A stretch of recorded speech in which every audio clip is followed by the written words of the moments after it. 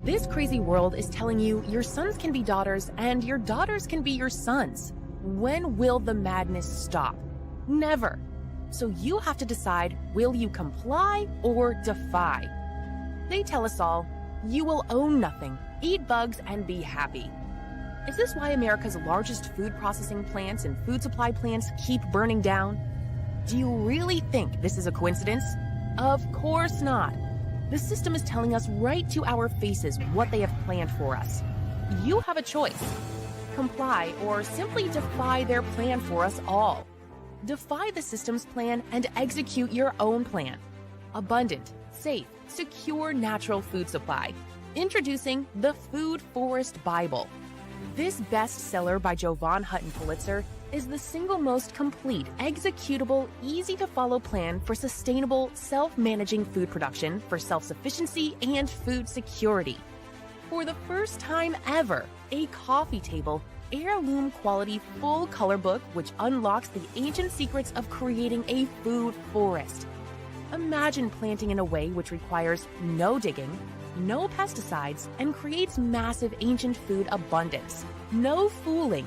Food forests are the ancient secret to planning and planting once.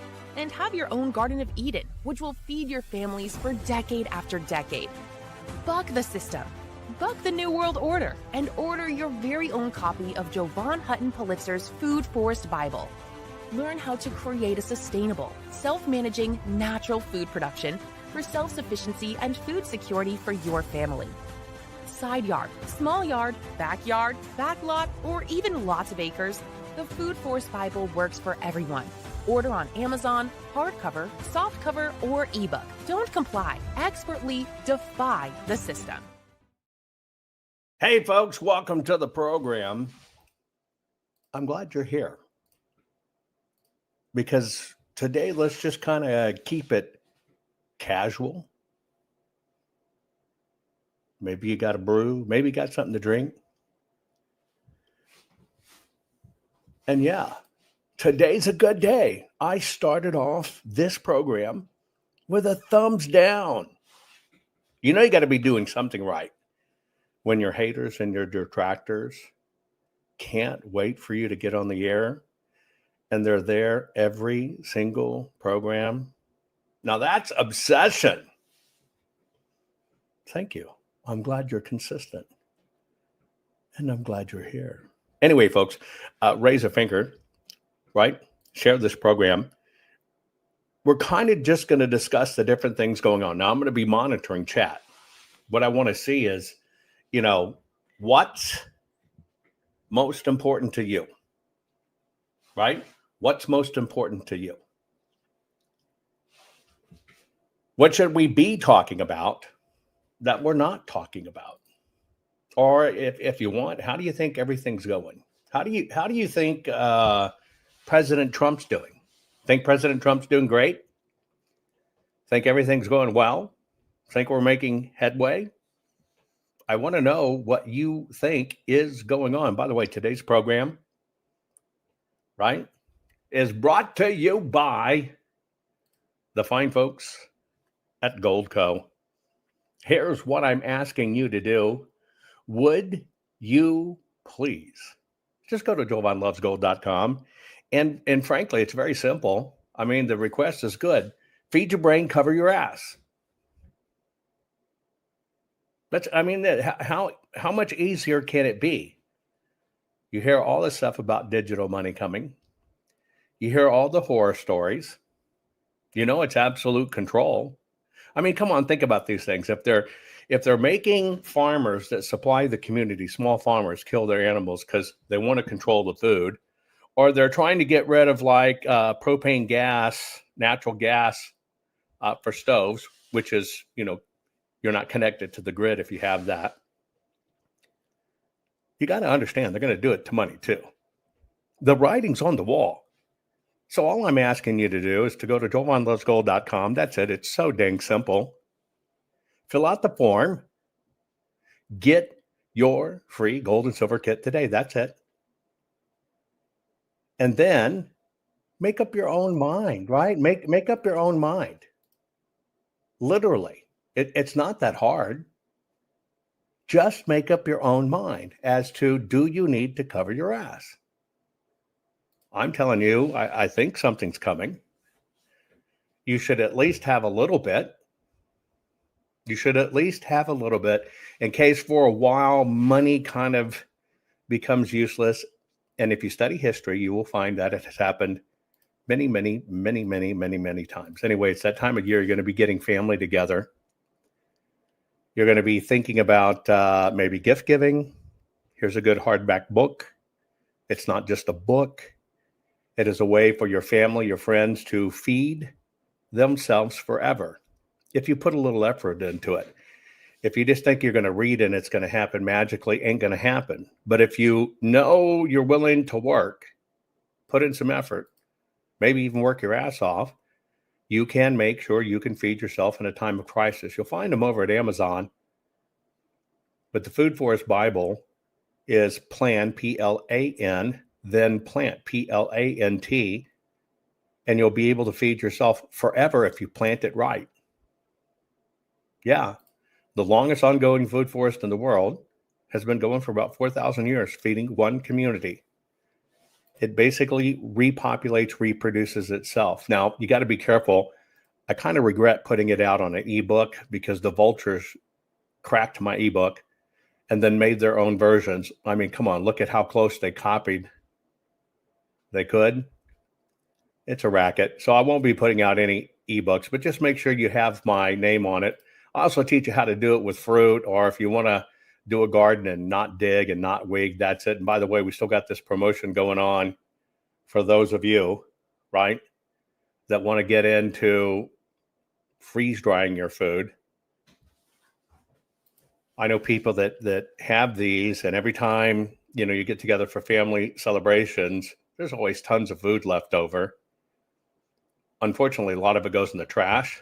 They now just gather it up, pack it up, take it home, and freeze dry it and put together meals. And it literally has built for them an entire massive food supply. And all they did was hang around family dinners and stuff that were going on. So you got $1,000 off if you want to do it. Anyway, this program is going to be about you. I want you to share. And let's just talk about what's going on and what's important to you. Let's get started. Warning. The following program has been rated Dilligaff and is intended for open-minded audiences. If the truth offends you, or if you are allergic to focused intensity, intellectual athleticism, or the occasional F-bomb or even irreverent humor, please switch off now. If your delicate sensibilities need to be worried about or addressed, might we recommend the Underwater Basket Weaving channel to you. Otherwise, sit back, enjoy the wisdom, insight, and wicked sense of humor. Cut the crap. How many times a day do you want to say that to politicians, the elite, the loony liberals, the fake news media, and the gender-confused, emotional socialist snowflake crowd? Cut the crap is your secret weapon for fighting for our freedoms and our great republic. It all begins with a massive mental enema, freeing you from the toxic news and politically correct views, which constipate your consciousness with stinking thinking. Your host, Jovan Hutton Pulitzer. He's known for calling out politicians and telling them to cut the crap. You've seen him on virtually every television network and listened to him on Coast to Coast Radio. And now he's here to help you learn to fight for America. Culture, race, and American politics. They all have one thing in common. They all need to cut the crap. Now, here's your host, Jovan Hutton Pulitzer.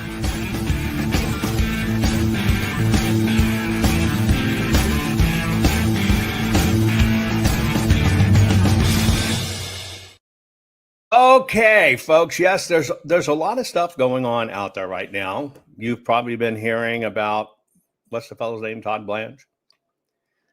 Taking a hard look at Ed Martin. Ed Martin's one of the people that the system is afraid of because he's really going after corruption.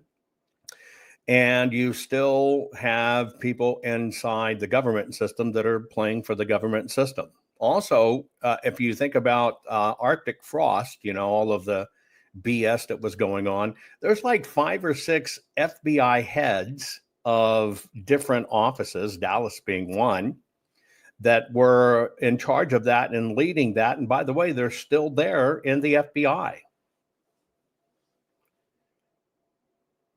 Imagine that, right? Imagine that. People that would operate in the system, weaponizing the system, but there's so many of them that even when a new president comes in, it's just kind of hard to get rid of them because they're still there, right? So that's kind of nuts. Here, I've got something for you. It's kind of off the wall, but I saw it, and I've never maybe seen it up close. I've never personally looked at it up close. I can tell you they're very good to eat. You might not have ever eaten one. They're very, very, very good to eat. If they don't eat you. Yeah, if they don't eat you. But check this prep out. This tail has been separated from the body of this crocodile for an hour and a half. Not attached in any way. Tail is bled out. I'm going to show you just how much nerve endings. Yeah, it looks like a dinosaur tail, right? It's a big gator. He's prepping it. This tail has been separated from the body of this crocodile for an hour and a half. Not attached in any way. Tail is bled out. I'm going to show you just how much nerve endings is in a crocodile. Now I'm going to cut part of the tail so I can bone it out. Probably that here.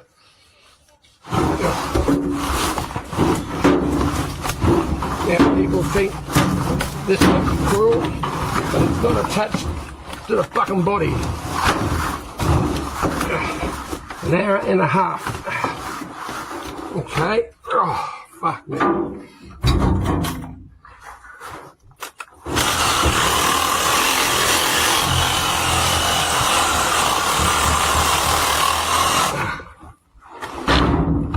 Well, it looks very brutal. Well, it is brutal. That just goes to show how much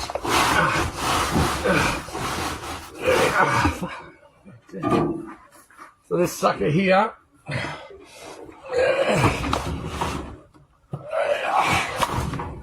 he will still fight me for the next hour and a half. Remember that when you kill one.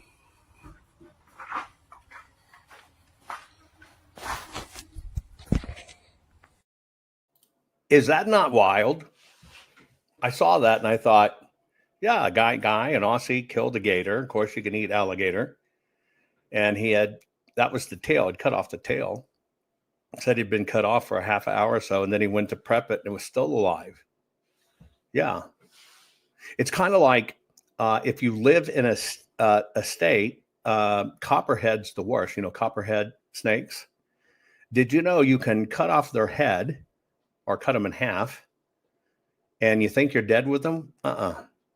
They can still bite you and inject you up to an hour after they've either been cut in two or decapitated. Did you know that? That's pretty freaky. You think you killed it, and you're going to pick it up because it's dead, and the son of a bitch still bites you even though it's dead? That's wild. Speaking of freaky, let me cleanse your palate on that one. I know that was kind of horrible and weird to look at. Let me cleanse your palate. Hallo, wir sind hier in Dortmund. Darf ich das Video auf YouTube, TikTok? What? You don't like piercings? Hallo, wir sind hier in Dortmund. Darf ich... What? You don't like horns? Hallo, wir sind hier in Dortmund. Darf ich das Video... Oh, you mean they never think about what they're going to look like when they're senior citizens? Hallo, wir sind hier in Dortmund. Darf ich das Video auf YouTube, TikTok, Instagram hochladen? Dankeschön. Ja, Stellen Sie sich bitte vor, wie alt sind Sie? Wie heißen Sie? mein Name ist Rolf, ich bin 66 Jahre alt und ich stehe im Guinness-Buch der Rekorde als meistgepierster Mann der Welt und als der Mann mit den meisten Body Modification. Also der Mann mit den meisten was? Body? Body Modification. Ach so. Das sind halt alles so wie Implantate und die Hörner und Scarification, die Tattoos und Piercings. Hatten Sie schon früh in der Jugend Interesse für sowas, für so ein Umstyling? Also ich habe angefangen mit 40 Jahren. Mit 40? Ja, Und wie haben Ihre Freunde darauf reagiert? Fanden Sie das cool? ja, ich hatte nie Probleme damit. Also. Ja. Und schmerzt manchmal irgendetwas oder? Nein, es tut nicht weh. Nein. Und haben Sie öfters irgendwelche Auftritte oder Fotoshootings? Hin und wieder habe ich Ja. Fotoshooting. Sie haben sich auch Augenapfel tätowiert, ne? Ja, die Augen sind auch tätowiert.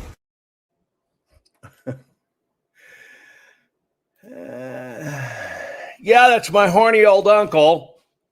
Literally. No, I'm kidding. You ever wonder what makes somebody do that? Of course, he holds the world's record. Guinness. The conversation was about, hey, can I record you for Facebook and all this other stuff? And he goes, yeah, and I'm the world record holder for, most body piercings and modifications, right? He had balls under the skin in his arm and stuff like that. And he asked them, did your family give you a hard time or anything? No. Everybody's, it's whatever. So have you ever thought about, right? Have you ever thought about, and I guess most people don't, when they do this body modification, they're tattooing the whites of their eyes and everything else. Have you seen that as well? That's some pretty wild stuff. But I played it because I'd never found anybody that had done all of that body modification that was senior, right? Senior. That's got to hurt your lips. And then, of course, he talked about it's not just the horns. He's into body scarification. He was talking about, creating scars on his face. What do you think would possess somebody to do that? Any idea? What would possess? See, I think it's somebody that has such a low self-esteem, self-loathing, that they feel invisible to society, right? And they'll do anything to get noticed. Some people say demonic. I know there's some out there that's demonic, but I think more of it is attention. Hey, look at me. Hey, oh yeah, you know what? Come on down with me. I'm gonna get horns on my head. Why did you get horns on your head? Well, it's because I clicked this stupid track.doc link on Rumble and it drove me crazy and I had to go get horns on my head. What is it? I mean, is there any serious body modification you would ever do? Have you ever thought about it? I'm talking a serious body modification. People split their tongues or any of that. I guess if I was forced to do one, I would, maybe implant a dildo on my forehead and be a unicorn. I could have a little more fun, right? But that's about the only thing I could think of that would be interesting. Helen goes, oh, Jovan as a unicorn. How would that work? What would you look like? What are you looking at? Anyway. Boob jobs. I mean, boob jobs I think boob jobs for women are okay at any age, if that's what you want to do, right? If that's what you want to do, and you don't have to be younger to do it. I see. I think there's a difference. I don't think I look at boob jobs as body modification anymore, right? I can see a woman wanting a boob job to make herself feel better, I guess. The only thing I know about boob jobs is he who pays for them doesn't get to play with them forever. Somebody else gets to play with your work. right? The butt jobs. Have you seen these butt jobs? Right? I mean, I guess I could understand a woman with a totally flat ass wants a little bit of cheeks, but have you seen these big Mahanga Kardashian level assifications? I got to tell you, that type of ass is not attractive. How could it be attractive? How would you wipe your ass? Serious question. Serious question. Have you seen some of those things out there in the rapper community? How do you sit on those hams? How do you sit on a toilet? Let's see. I'm going to show you a few of these things, only because you asked.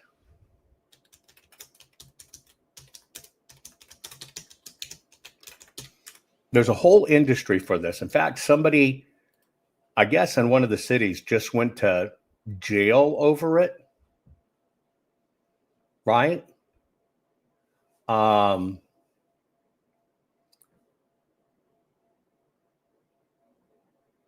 Injecting booties with silicone, and she wasn't even treated right. Here's one.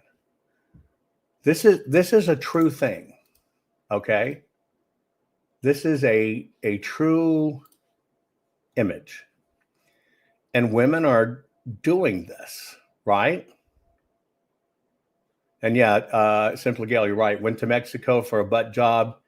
Well, I guess what the infection was so severe, she has no ass now. Check this out. Again, I don't get this. If there's anybody out there, seriously, I already know who will kid in advance. If there was anybody out there that would be happy with this booty, tell me, is that even attractive? Right? I mean, truly, is that even attractive? You're right. I think it's absurd. But it seems to be a thing. I think it's gross. I do. I think it's absolutely gross. Yeah, it looks like beach balls up under her butts. But women are doing this to themselves.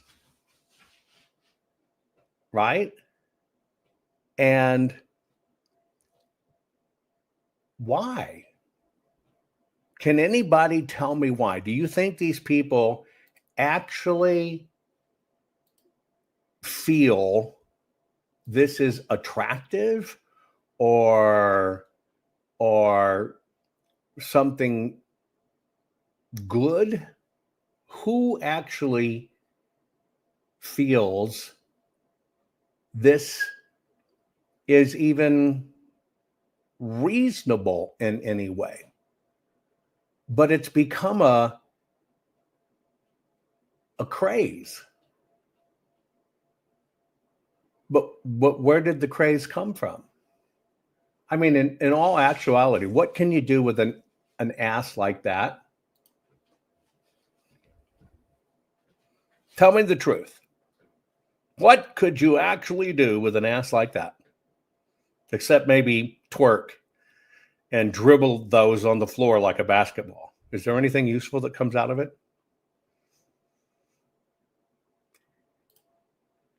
Self-mutilation might be self-mutilation is a mental illness condition. I've seen people who, slice on their arms and slice on their thighs and stuff like that. But do you think that this is part of that? I think it's different. Yeah, that woman's walking backwards down the hall and you hear like the garbage truck backup alarm. It's a flotation device, but it's on the wrong side. She's going to drown, but her ass will float. It's attention craving. Attention craving at all cost. Let's just be frank. What can you, if it was a sexual fetish of yours, what could you actually do with that? I'm going to tell you, you can't do shit with that because you couldn't reach the hoo-hoo hole. And yeah, how do you even take care of it? And even think of their back, right? If they were laying on their back, how do they sleep?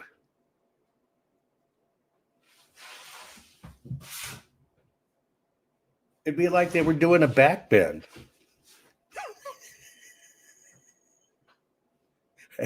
I don't get it. I try to imagine it, right? I try to imagine it, but I don't get it. They sleep face down. How do they get up? How do they roll on their side?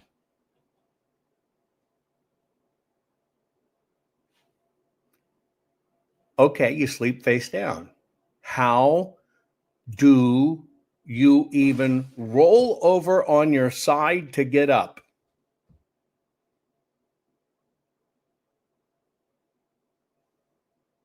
Do you think they never think of these things?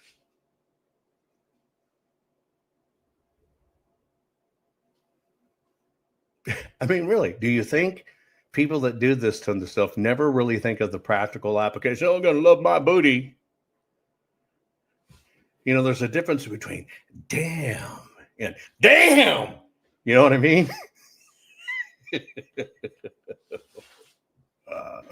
Oh, I don't know. It seems to be crazy. It's absolutely horrible. We got so many horrible things going on. We probably need to go to church and cleanse our minds, right? Morning, y'all. My name is Russian Kimball. My pronouns are he, him, his. I have the privilege of serving as the pastor of Broad.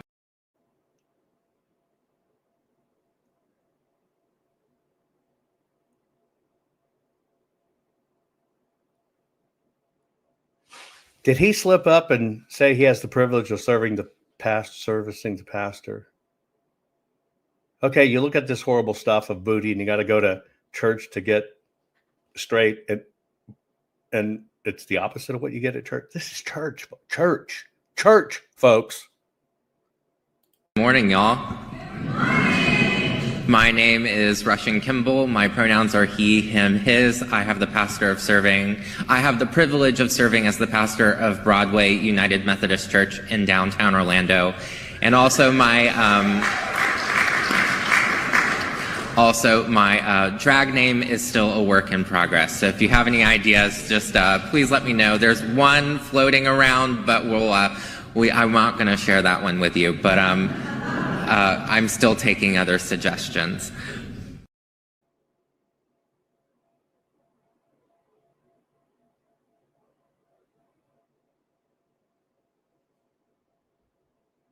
Just a question. Who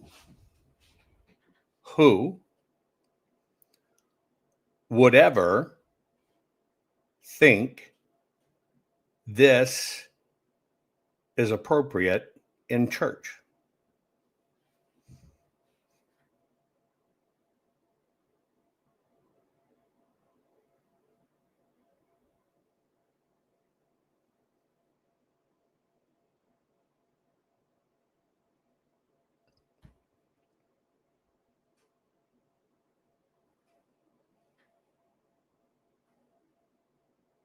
Any reason? Can anybody justify this?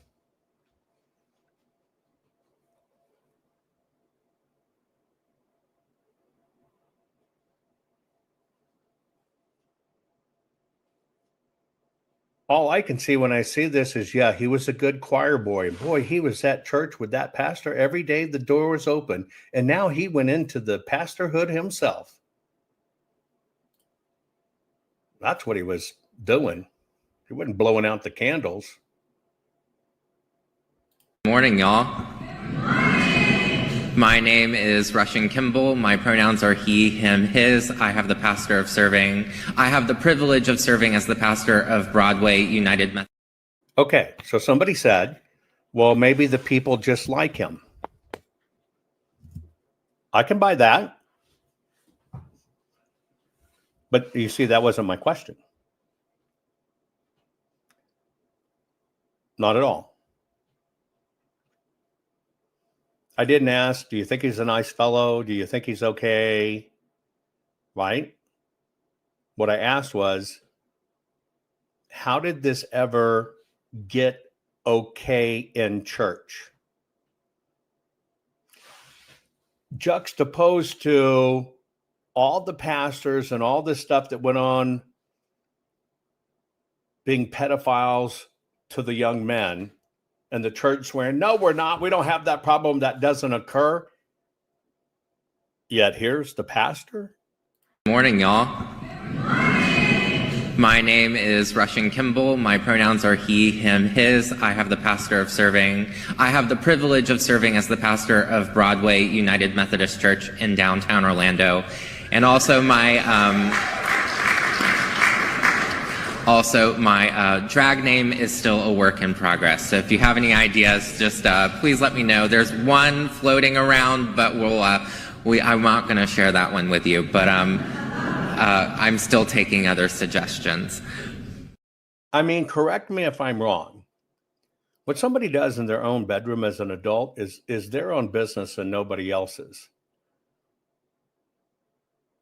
But isn't this wearing sexuality as a merit badge in public, and that public place is a church? See, that's what I'm saying. That's the differentiation for me.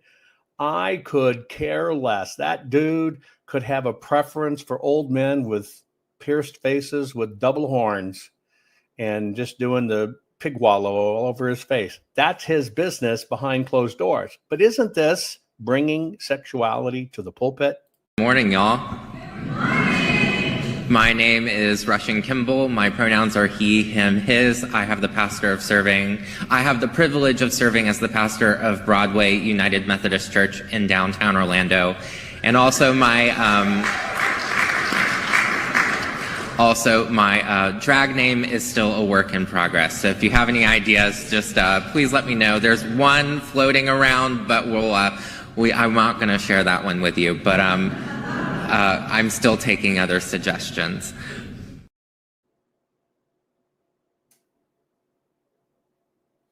I don't know why he'd be embarrassed with his drag name as Knob Gobbler, but that's his choice. Maybe he doesn't like it. But this is our society. And you're right, TD Sams, that right there is no different than wearing your big ass cross on the outside of your shirt nonstop to have people look at you and that you're good.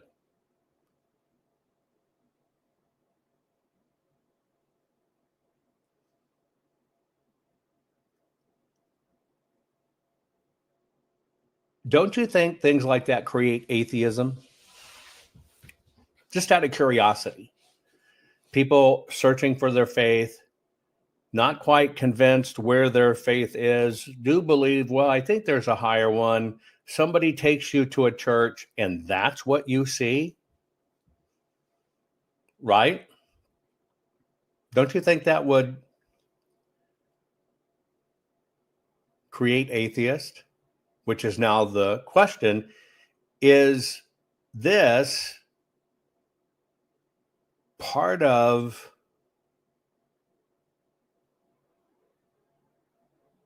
the infiltration of those that cleave, cleaving you away from God or whatever? I mean, everything's infiltrated with it. And believe me, I can be inappropriate. I can tell dirty jokes, right? But I'm talking about it's now institutionalized. Is that freedom?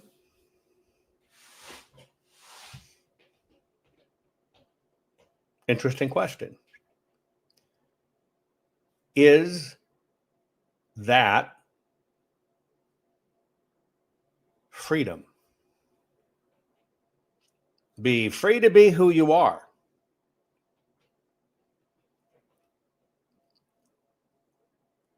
You could say that's also suppression, couldn't you say?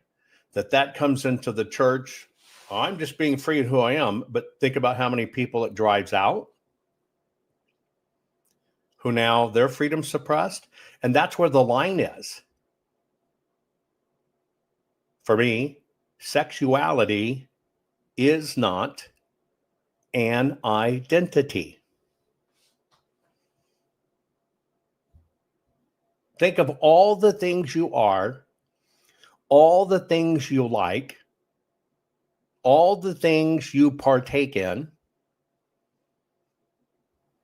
right? When it comes to sexuality, is that your identification?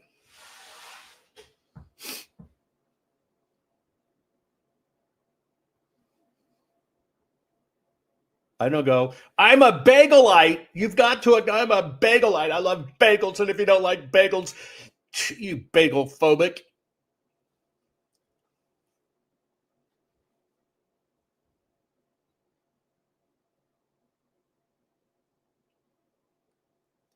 These things make me think, when you look at them that way, is that who you are? When it comes to sex, I've done it all and hope to do a lot more, but I've done it all. But is that my identity? Any of you, whether you've been with one sexual partner your whole life, or you've been with 100 sexual partners in your life, is either one of those your identity? That's just my one question. Is that your identity? Now, if you think of anything that becomes politically charged, they took a part of you and then they weaponized it politically. Think about it. On every one of them, you ready? African American. That hyphen was used to divide, but for political reasons. But it became identities. Same with LBTQ, XRY, whatever.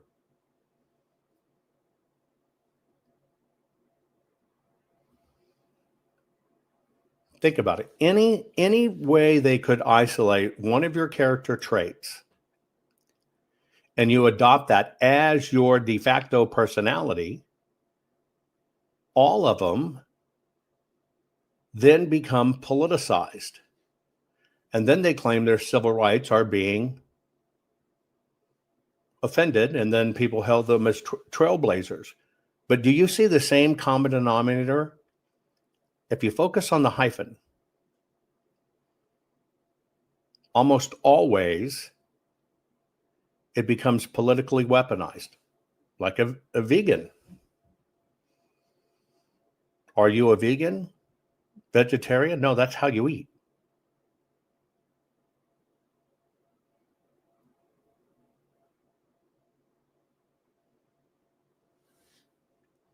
Satoria says sodomy is not a civil right. You're right, but it's sure as shit fun.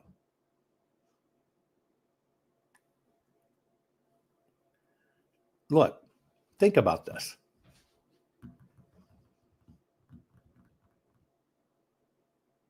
Almost everything that accepted the hyphen became politically weaponized. Can you name one thing in our society that got affected by the hyphen that did not become political? Anyone? Help me find one. Just one. MB, are you making bagels right now? I found a recipe that I want to try that's all protein bagels. I don't know how they do it, but it's all protein bagels. I want to try it out. You're baking bagels right now? I adore bagels. Bagels like the bomb, especially when they're fresh. Bagels. What is two willing adults, anything's okay. It's because it's between the two adults, not anybody else. Can you think of any hyphen? Mexican American, African American, Muslim American, any of it, that when the hyphen is accepted, doesn't become weaponized. Simply Gail says, bagel with cream cheese, tomatoes, and bacon. Lox and bagel. MB makes bagels every Sunday. I'm coming to your house.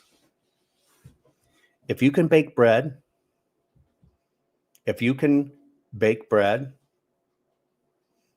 you have magical powers. If you can bake bread, you have magical powers. Speaking of bread, for this Thanksgiving, I'm keeping it really simple.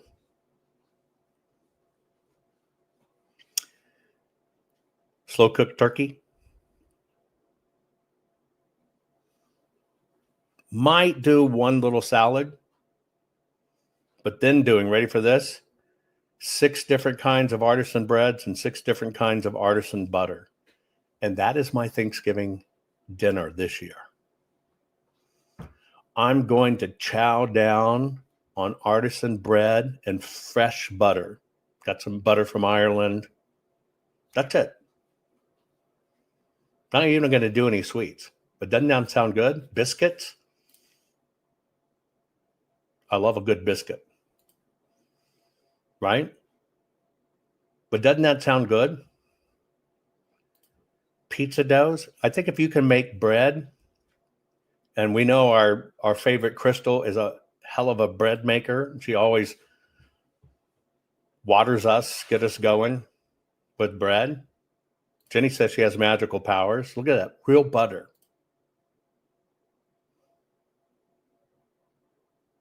That's my Thanksgiving. Imagine a feast. Here's the turkey, a little salad. I'll have some champagne, maybe I'll have some vino. I'll have some bubbly water and 6 different kinds of artisan bread, some toasted, some not, different kinds of butters. I like a chewy crust, soft center outside of challah, right? It's chewy crust, whatever. Date that bread.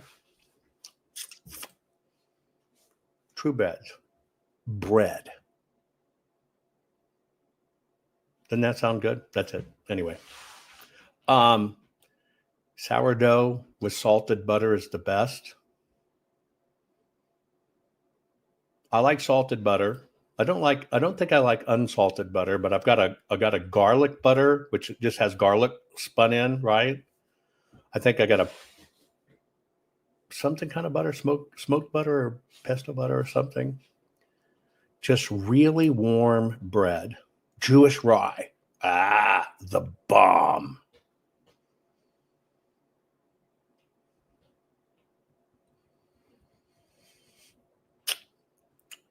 MB says, these bagels are boiled in water. Turns out like bread. Amazing with tuna and corned beef.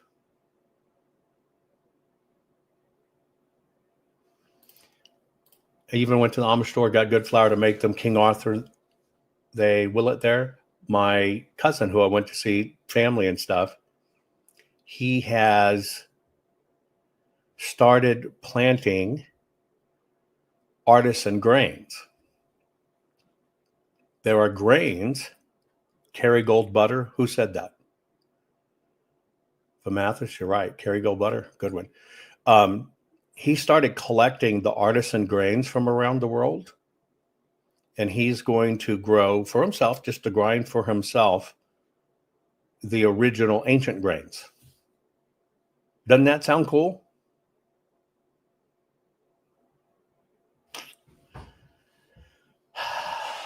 Bread. Anyway, okay. What else do I got here? Let's see. We got the horny dude. Oh. Have you ever seen America's Got Talent? If you have, put it in chat.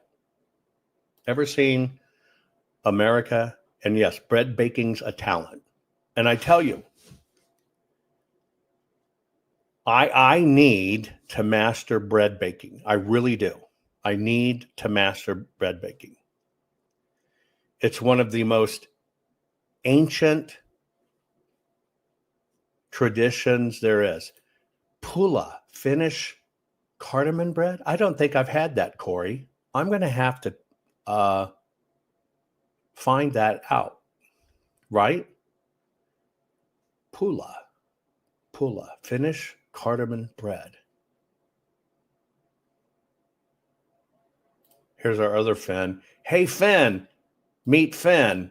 This Finn loves to eat fins. Hey, here's a Finn.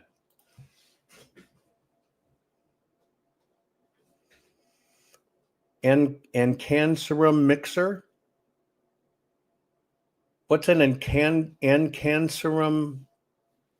I got to look that up. ANKANSRUM mixer. Oh. Now that's nice.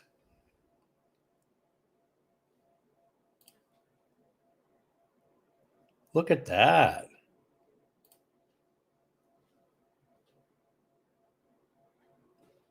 Look at that.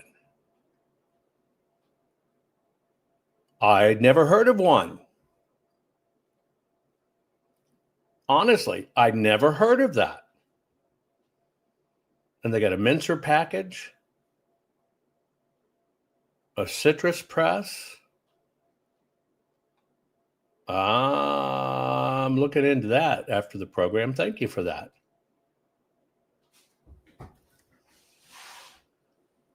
Wild caught yeast. I've been seeing people do that. Right? Been seeing people into wild caught yeast. I've heard that too. Oh, she says it makes ice cream, sausage, pasta. Okay, I got to look into that. I wonder if I can get them to give you a discount. Right? Sator says 25 pounds of flour costs less than $10, makes a lot of bread. I'll take a Hobart floor mixer. Okay, well, let me look that up. Hang on. Hobart floor mixer. Holy shit. Well, that's like 30 grand. No freaking wonder. Oh, wait. 30-quart planetary mixer. Now that's the bomb. You have one of those? Who did that?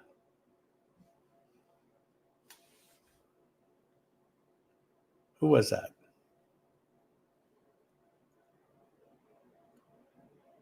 Now I can't see it. Dang it. Anyway, we've been talking about these things, and I'll no, there it was. Oh, Craig. Craig says he wants one. I want one too. Let me tell you how some of this came up, guys, in case you missed the other day, and I'll stop meandering around in what I'm talking about. If you've followed me long enough, you know that one of the things I want to solve is the housing crisis in the United States. We're about 5 million U.S. homes short. And I also think housing's out of fucking control, right? You put your money in, you start paying on it, you wait 16 months, 17 months. I think it's just crap. So I'm out to change that. But in the process of changing it, I want to change the definition of the traditional home. Like dining rooms are going away. I love a formal dining room. But in this day and age, dining rooms are going away. It seems the younger people don't do it. Denise, you could be my personal realtor. But I'm working heavily with the team right? To create life-styled rooms. Here's what I mean. You buy your house, you settle in. Eventually, as you get okay in life, you have your lifestyle rooms, things you want, like your gun vault, things you dream about, your quilting room. You follow what I'm saying? And eventually you get later in life and you finally decide, I'm going to do it because the kids are off at school or whatever. I'm going to finally have my model train room. I'm just picking ones out. But you dream about it your entire life, right? And by the way, just so you know, all of our ceilings will be at least 10 foot. I may go 12. Right? Gun armory room, etc. Well, I'm working on a concept of how to do this to bring hot swap modularization to homes. And so we're in the design concept of all of this. With French doors? Yeah, with French. Oh, Mamma Mia, I'm sorry. French doors? Yeah. Those two. But I will at least be 10-foot ceilings, but I will probably be 12-foot ceilings. I don't think stuff like crown molding and all that should just be something you do later. I want it to come with it. I want to figure it out.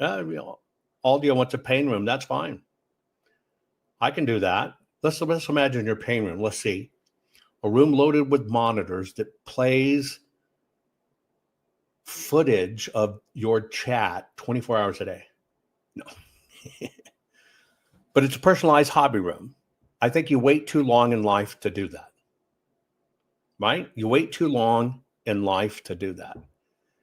And so what I have everybody working on is you would get at least one lifestyle room you get to choose. Out of a battery of lifestyle rooms, you get to choose. And we fit it out and you're ready to go. And here's an example. This is a baking room.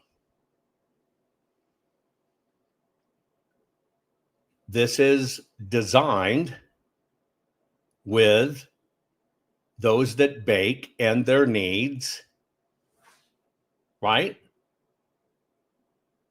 In a room where you can focus on it, because anybody that bakes or anybody that cans, it becomes a fiasco in your own damn kitchen.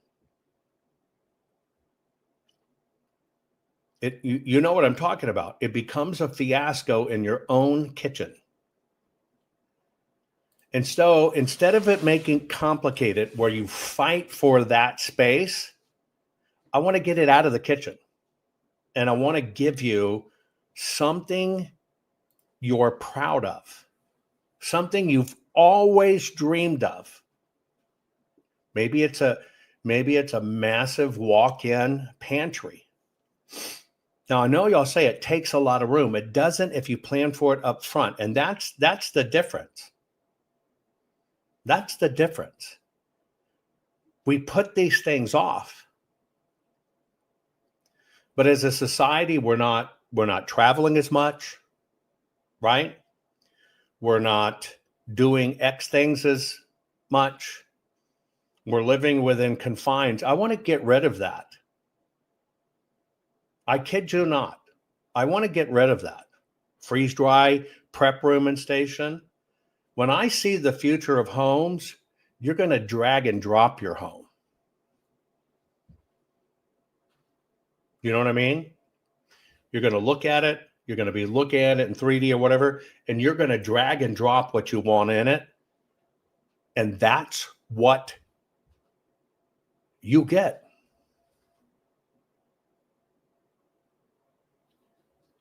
Shouldn't it be that's where it is? That's what you get. Think of how many things we put off and we forget we can have them. Nothing prevents you from having that reloading room. Nothing prevents you from having that cigar room, if that's you, or that wine room, or that pantry that's got shelves to the top, but it's got a sliding ladder, or a library. Nothing stops that, except somebody got in their mind that they could build a house, and here it is, and let's just get in and out and cheap. And that's wrong. A home is a person's single largest investment in their life. And your home should, in my book, immediately reflect your life. It just should. And I'm willing to do this anywhere.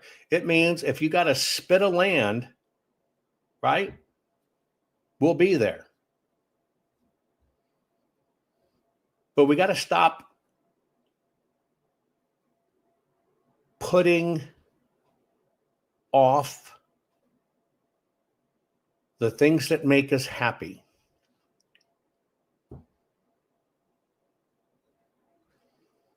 And when you're at home, you better feel safe, right? You better feel safe.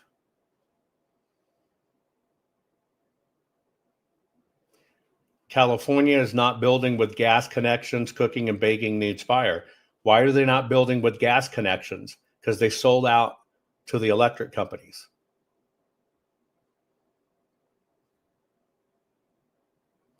We put off our dreams too long.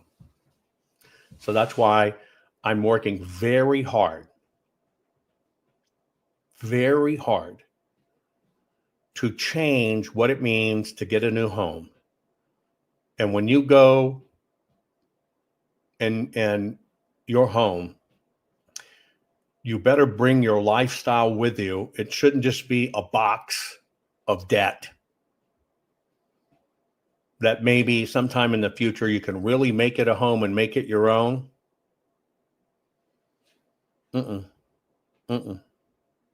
Something you're proud of. You drop as many windows as you want, wherever you want, all of it. You want a solarium, no problem. It's up to builders to fill this out. Right? It's up to builders to fill this out. And we got locked in. I'll give you a prime example. We used to build incredible log homes and stone homes. But then when Allentown, Pennsylvania, and other places came in, right, we went to stick homes, and that was it. Dina, imagine going to a website. Look, okay, think about if you could do this. If you could go to a website, let's just say you're in a market for a home. Forget whatever home you're in or whatever. Or even if you just want your home destroyed and you want a new one. Or if you have a spit of land and you want a home over here and let your kids live here. You know what I'm saying? You'll pick out your style of house. Doesn't matter what it is. You'll pick it. Boom. Here it comes up. Now you're looking at your house and you drag and drop exactly where you want everything. Then when you got it situated how you want it, then you begin to, what do I actually want in each one? Like how many people would love to have a mudroom that intercepts the garage?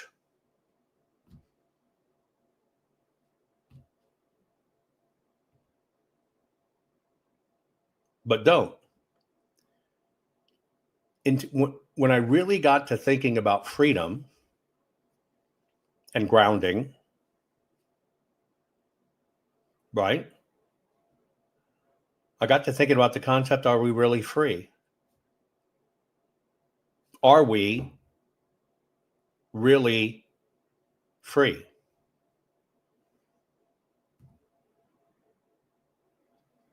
And then I just tried to look at everything out there.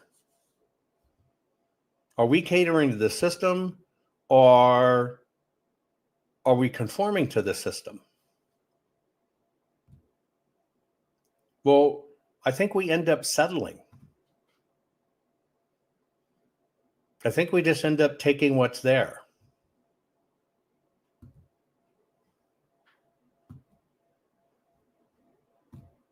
Isn't that the truth? We just end up taking what's there. One of the most fantastic things I ever did in my life was I got to build out the family ranch, which started as a very small log cabin.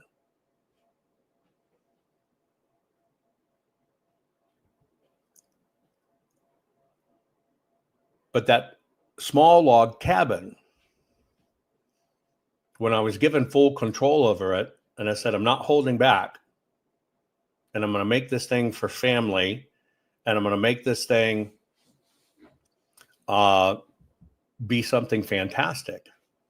I transformed it. Now, what did I transform it into? 21,000 square feet under roof. 8 master bedrooms. Why have a side bedroom? It's not that hard to put another bath in or shower. 8 master bedrooms. Soundproofed all the floors, so you couldn't even hear anybody upstairs from you. You couldn't hear from room to room. The main kitchen in one house has a full main kitchen, which serves to a bar area, which opens to a living room area. That kitchen has a pass-through window to a sous kitchen, which is your freezers, refrigerators, 2 extra ovens, counter space and stuff, and that's where you can prep everything, and it's separate. That's connected to a dining room that's set 30 with a massive fireplace. I did a wet and steam sauna. I did a wet area with a massive jacuzzi. I did a yoga room. Indoor basketball court, tennis court, softball field outside, lighted riding arena. I'm missing the themed rooms. Massive media room, massive bunk room. What am I missing? Fireplaces in every great room.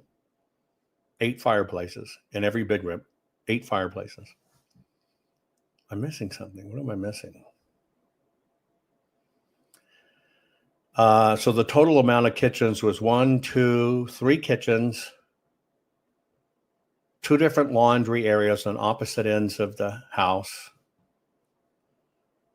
Then it had a set connected to it that I guess you would call it caretaker's apartment for people that lived in, but it had 2 baths, 2 bedroom, and its own kitchen.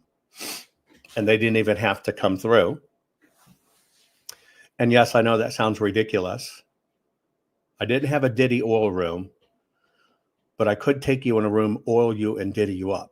A little bit different. But the only reason I tell you this is because I've actually done that in life. And it was one of the most satisfying things I ever did. Everything I could see in my brain, right? Everything I could ever see in my brain, I did. Had a skeet range, pistol range, rifle range. Tree line drive with Bradford pears, which I ended up hating, but Bradford pears, but 20 on each side leading up to the house from the main gate. 3 main orchards, 2 vineyards, multiple gardens. But here's my point. Most people never get to do that in life, but it's not hard. And so when I realized that what I really gained out of it was creation. But we put, and I had 3 outside, 1 bedroom, 1 bath, living room cabins, log cabins, which if you didn't want to stay in the main house and we had guests, you could go kind of stay off in the woods in your own little cabin. I forgot about those. But here's my point. You normally associate that with spending an ungodly amount of money. And it doesn't have to be that way. Now, I told you something that I did at the height of all the crap I was doing and wealth and fame and all that. But I realized that doesn't just have to be for somebody that can drop a ton of money. If builders actually serviced a home buyer, the builder would build for you what you wanted. And I'll give you an example. It doesn't cost that much more to build you an exercise or yoga room or Pilates room because it's just mirrors on the wall and a particular type of floor. But builders don't do that. Why? Because they don't want to be bothered with it.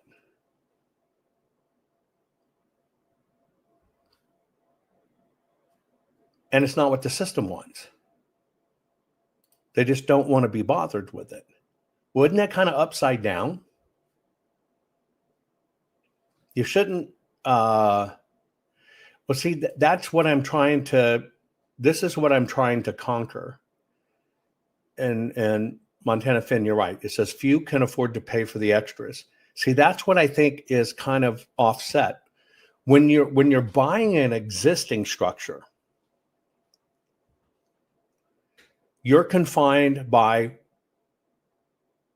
what is, and that's the deal. It's always somebody else's vision. And we're used to when we get new homes, we're just going to go to somebody else's structure, predominantly. Right? But here's what I'm saying is, Montana, most can only choose the basics. I don't agree with that. Let me tell you why. Craig, you got it right. I think builders have it back asswards. If you had a builder and you've agreed on a price that will help you with your vision and live your dreams, you become the builder's sales force. That's priceless. That's marketing you cannot recreate any other way. So I think they look at it upside down. I would rather forego massive margins to have customers for life that brings their friends and family in their home and go, look at what the fuck I got. You can't recreate that in a brochure. You can't create that in a fucking yard sign. So I think people, meaning builders, think about it upside down. I want you fucking raving about us. I want you throwing big ass parties you've never been able to do before. Right? I want you to say, look, they took my vision and look what I got. I don't want you to put it off for 10 years or 20 years or 30 years and you finally do it and you maybe only have it 10 years in your life to enjoy. I think that's wrong. I think that's wrong. Your home is your castle, and it should be your damn castle. And even if you want a rock fucking wall shower and it's all rock and it's one room and it's got a drain and showers all the way around the room. By the way, I've seen somebody that's done that and it's the bomb. You should be able to do it. Because I'm telling you, the margins are there that it can be done. And yes, as a builder, you're going to have a lower margin, but you're going to potentially sell more houses.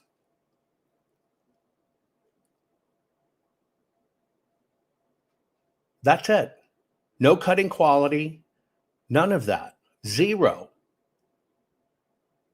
But I've been in some of the most magnificent mansions and castles and homes in the world. And there's no reason you can't have some of these things. You might not have it on the same scale, but you can have it. And so when I try to, remember me, I go into something that's already there and just try to make it better. Who are you going to buy from? You're going to go look for, of course, you're going to look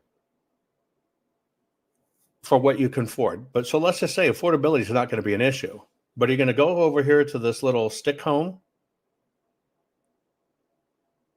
Or are you going to go over here and get to incorporate your dreams? I'll give you a kicker. Tell me if this would work for you. You know, when you buy your house, you usually have 90 days to 6 months guaranteed that nothing's wrong with your home.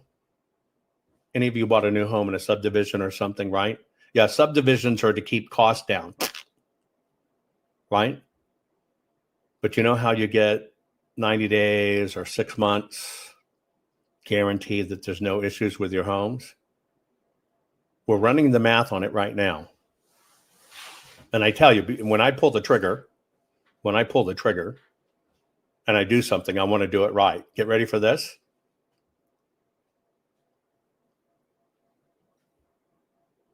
I think we can give 1 year builder warranty. Okay, Denise, you get a 1 year builder warranty. Denise, you'll like this. You know what I'm willing to do? I'm willing to give a warranty on the home for as long as you own it. I will guarantee the structural integrity of the home for as long as you own it, whether it's the typical 10 years and you get a different one, or whether it's 100 years. I don't care. What do you think about that?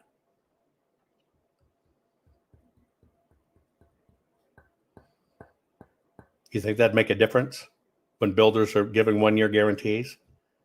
And I say, this home and its structure is guaranteed for as long as you own your home.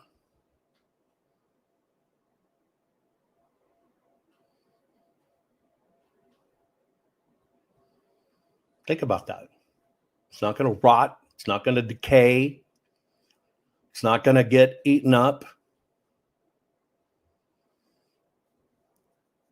Now, if you leave a faucet on in the home and you flood the home, that's you. House starts leaking, though, that's me. I think I can do it. But it's all an actuarial process. And then I have one more standard that I'm focusing on. Okay? Yeah, just don't mess with the main structure and you're good.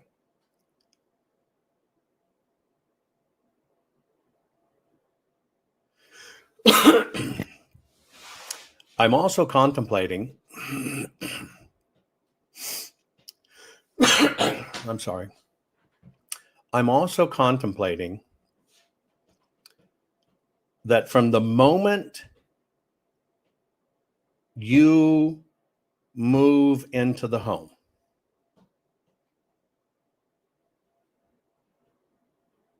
we absolutely guarantee you that the home appraises for more than you even bought it for. And that equity's yours. So I want everybody going into a home and having instant equity. Not equity you might get 10 years later. Instant equity. Let me tell you why. Why would I take $20,000 more of the house just because that's what it appraises at, when I can just leave you that $20,000 and you're going to sing our praises to the roof? So why would anybody else buy a home from anyone else? That's $20,000 on my side, well spent. So I want to leave it with you because I believe homes anchor people. Homes give you stability. And it is so alarming that the new age that people are finally buying their first home, right? Is 40. I want everybody. I don't care if you're 60. 64, 65. I don't care. We will get you into a home. You own it. Because I think we'll get more back from making sure you have equity in case something happens, or you got to cover your ass, or you have a disaster, than we're ever going to get pulling out that profit because we can make it and it's there. I want to leave it with you because I believe if I leave it with you, I take care of you, I deliver your dream, and you have full customization, and we give you the life of a king, even though it might be small or whatever, and it's not a big palace or whatever, but we bring your lifestyle into your home instead of waiting so far in life to just be comfortable and live what you want to live. I think if we give that to you, you're going to call in friends and family and neighbors, and you're going to show it off. And here it is. You're going to be so proud of it. And I'm telling you, knock your socks off, right? Etc. That you'll talk it up. You'll talk it up. But this is where, and it's more designed to where you're ready to get a home, and you're ready to be there, and ready to have pride of ownership, etc. And we can do this anywhere in the country. We're not going to lock it down that you only operate, let's say, in Oklahoma or Wisconsin or something. Anywhere. We'll work with you and get it done, right? We'll more than likely provide also insurance and financing through us. I want to cut out that bullshit process. It's not necessary. It's not necessary. It's just become complicated. And so, yeah, banks are saying, well, we got to mitigate our risk. I'm saying, well, no, we'll take the risk on our customers. These are my thoughts. We got to clean up this process. Because I think in many ways, the system has become punitive, too long. You're waiting 6 months maybe to get a home approved. You're waiting 16 months to get a home built,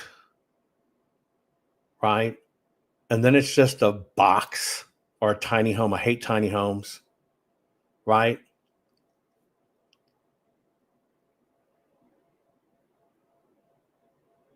I just think it can be done, right? I know it can be done.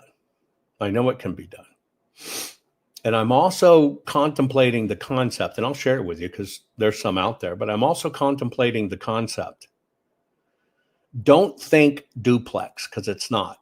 Think really big home, but it's designed in a way that your family, or if let's say you're just a couple and another retired couple, you both can go in and your co-owners on the loan, but you can get more and your payments lower, but you got two people on the loan, and you can do that.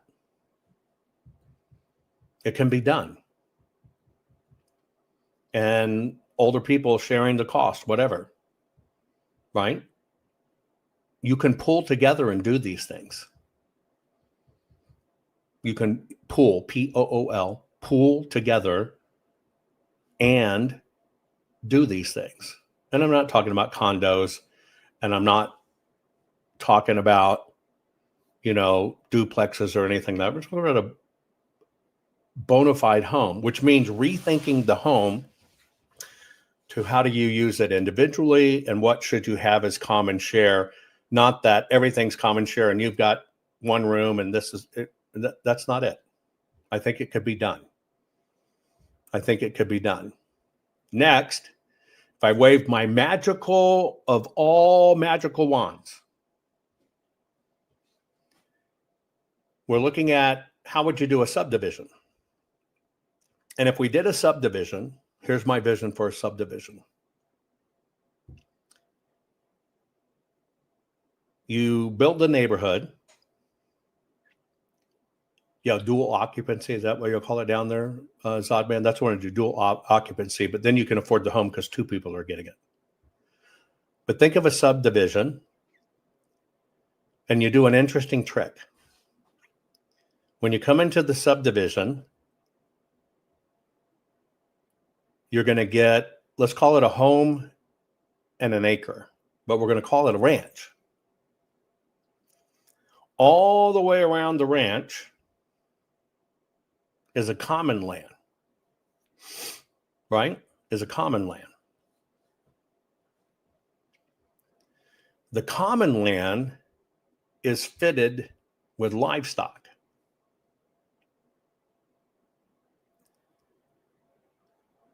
Everybody instantly qualifies for an agricultural discount on their taxes, which you know is much lower. Your house, you can go out your backyard. I'm designing in a way, you go out your backyard, you can always hit that massive green belt. Okay? But there's common land all over in between. In the center of the development, you've got a lake and massive cared for gardens.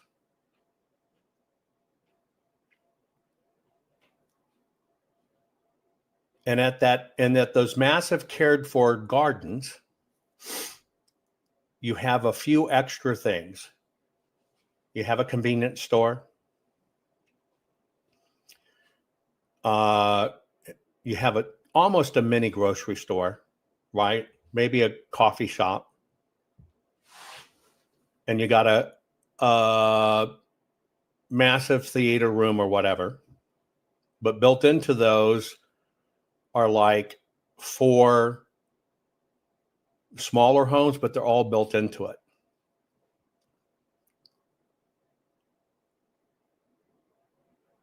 And what happens is when you buy a home,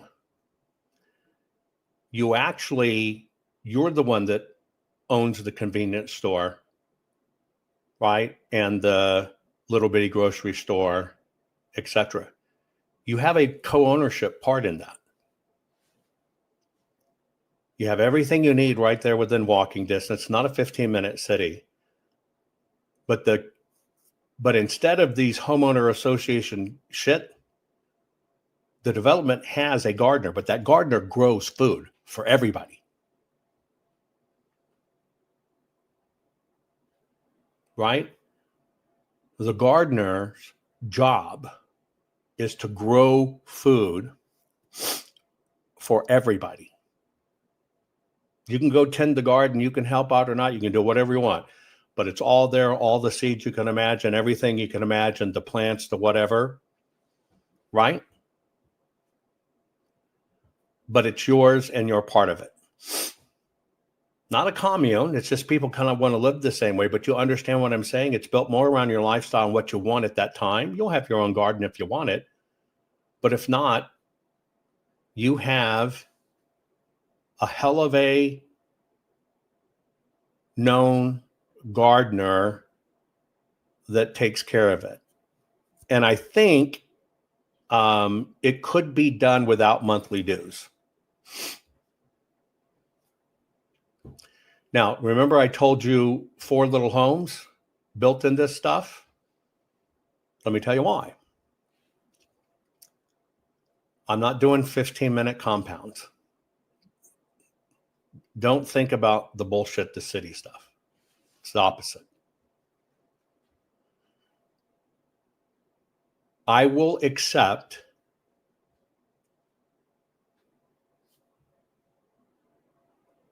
retired military and or retirees that come into the community. Of course, you got to have some basic rules.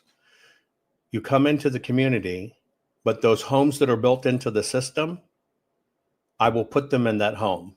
You're just going to run the little convenience store, but that's your price of your home. You're going to do this, but you're the handyman for everybody. And it just comes with it. And it's part of the neighborhood only because it can be done.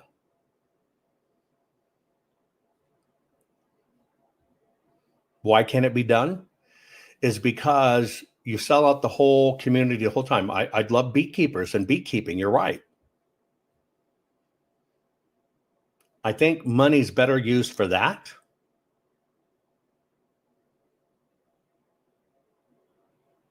than twinky little flowers. Oh, you got a nice entrance gate. Screw that. We raise our own honey, we bake our own breads and stuff, and it's just yours. Come get some. That's what I see. And we've been working on it for years and years and years because it all comes down to the math and how do you do that? Right? How do you do that? And for every place you put one of these of people coming on, we're pulling people with skills that don't have it. Come on. Great. We'll put you in that. One of the things we're doing is we're going to do an entire VA neighborhood. And this will be neighborhoods built for military, specifically military retirees. Get you into a house. You get a house, same concept, but in that community are dentists, chiropractors, physical therapists and stuff. We say, come in, service the vets, and we'll give them the office space, not rent them the office space. We'll give them the office space. So the vet just walks down the street to get the simple services they need. That's my idea of what community should be. That's it. That's my idea of what the community should be. We all have skills. We all have gifts. We all have talents. I believe in our heart, people want to help other people, want to do good for other people. We just don't think in these ways. We just don't think of these ways. And it just takes somebody to think about it. Well water, fresh water. Have all the backups I would build if I was building a ranch of myself. You just have them and benefit from them. It can be done. We just don't think. We just think of a house and you sell it and you flip it. I just think that's, yeah, I care. I just think that's, doesn't make sense. You know, a dentist or an eye care specialist goes in and gets their little shop in an area that has a lot of traffic. I'm saying, let's do different. I'll give you a captured audience. They're already here. That's all I'm saying. That's all I'm saying. If I can manage it, I'm glad you brought this up. If I can manage it and we can work out the numbers, we'll offer the daycare is part of your home. Not trying to run your kid across town or whatever. I think it can be community-based. Your kid's still right there at home,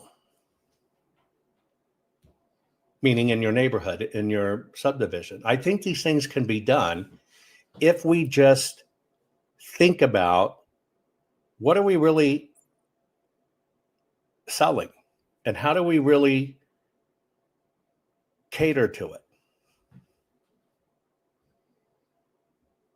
How do we really cater to it?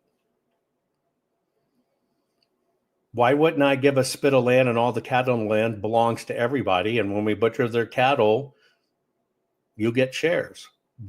There's nothing that prevents us from doing that. Nothing. Nothing.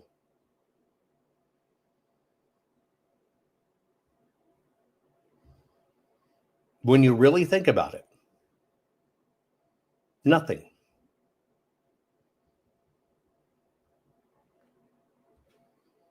And of course, not everybody is going to get along in the neighborhood, but that is not what matters. Most people move into a house that just happens to sit there, and it's the price they can afford, and you get stuck with shit neighbors, and it's miserable because all you have is that little house. I want to give you the whole community, the whole community. 1,000 acres to wander around on, and you're totally safe and totally secure. And the simplest things you need in life are there. So I want to turn the concept of a real estate development kind of on its ear. Because it shouldn't be about that little property can generate this much in a lease because it's a convenience store. No. I want a convenience store for the people to be convenient. I'll give you the space. You keep it stocked. You do it right.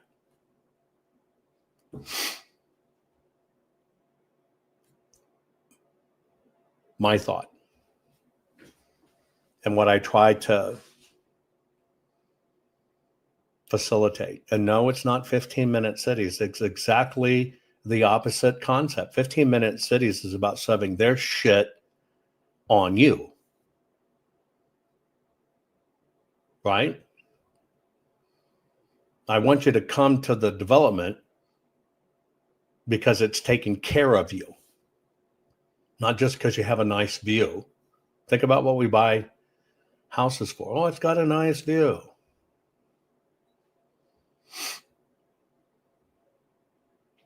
And you have something for everybody. But everybody's kind of like-minded, right? But we can do these things. It's not that we can't do these things. We can do these things. My last HOA, I think my HOA dues were probably, I don't know, $350 a month for one of my homes. Glad I'm not there anymore. But what did that $350 a month go to in a neighborhood, with 1,000 homes in it? It went to bullshit. Massive sprinkler systems. It just went to bullshit. Why wouldn't that really benefit you? The homeowners association, oh, you got nice, pretty drive-in or whatever, but you can't grow this in your yard. I'm not that. I think even if you have that, it should serve the community, not restrict the community, serve the community. So if you kind of look at that numbers, man, you could raise beef and livestock and chicken, and everybody has free farm fresh eggs and grass-fed cattle. That just kind of all comes with it. There's no reason this can't be done. None. So you don't think about restricting people. You don't think about limiting people. You think about benefiting people and making people's lives better. I just think we got it all upside down. Anyway, speaking of upside down, because I've rambled on enough on this, let me show you. I'm going to show you two other things, okay? I came across a rare talent.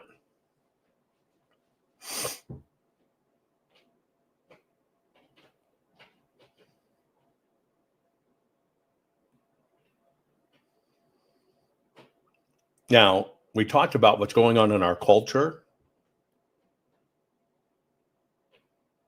There's no more big asses, no more gay priest or whatever.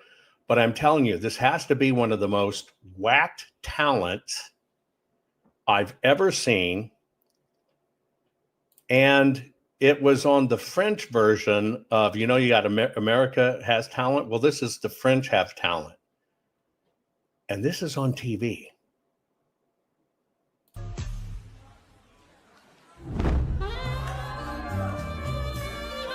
Je m'attendais pas du tout à ça. Elle va pas te parler, elle va faire son numéro tout de suite. Vous regardez, c'est parti.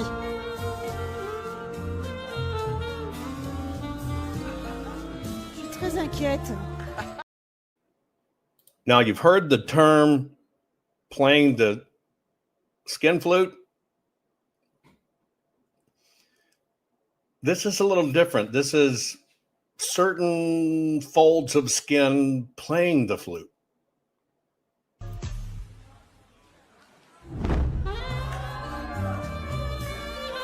Je m'attendais pas du tout à ça. On French Elle va pas te parler, national elle va faire son numéro television, tout de suite. live. Regardez, c'est parti.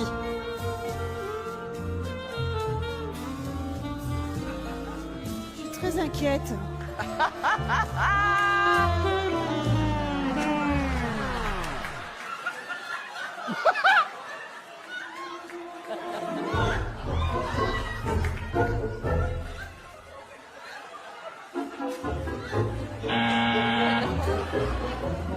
Attendez, il faut tenir comme ça. Oh, c'est un incroyable talent. Attendez.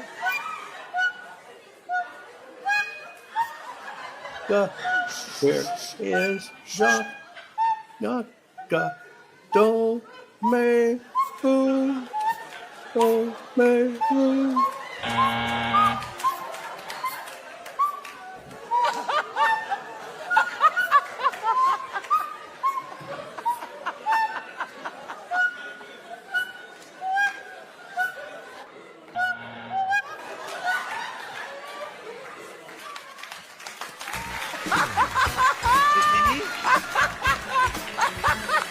C'est fini là? Merci. C'est excellent. C'est excellent. Frère Jacques.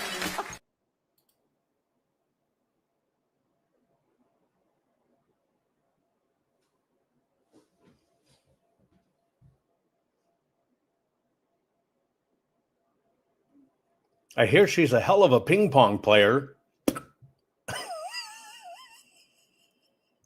You're right, Kitty. How did she find she had that talent? Does this mean we should have a flute player in our community? How does somebody find they have that talent? And how does somebody go on a show to say, look at what my talent is?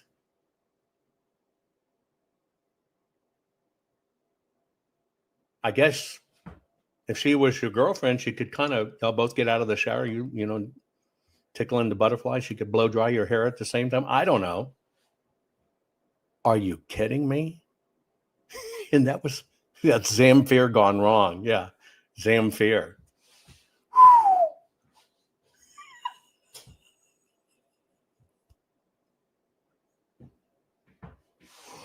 Oh my God, it was just so hard for me to wrap my my head around that one.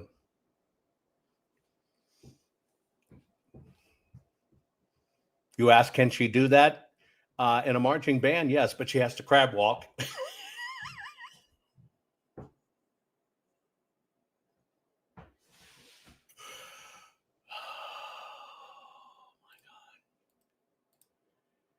I got a question. You think she puts this on her resume?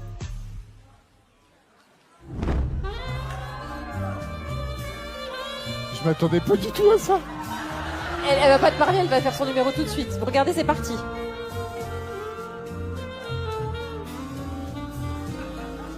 Je suis très inquiète.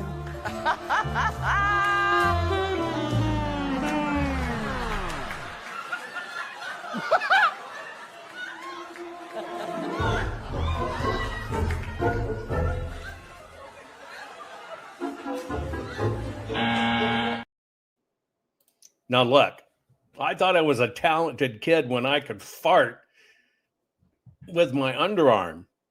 Lord, did I know what people could do.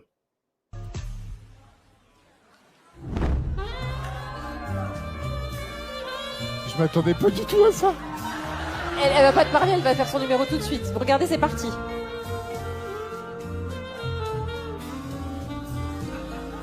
Je suis très inquiète.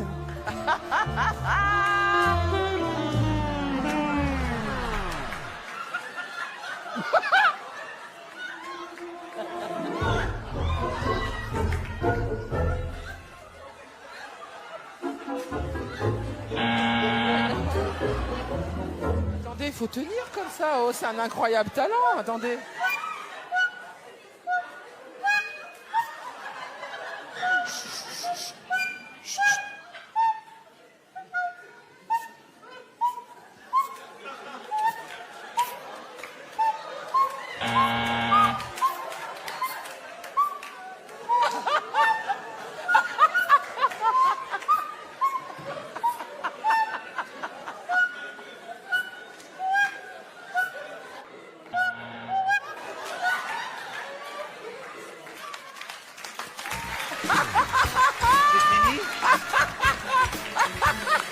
C'est fini là?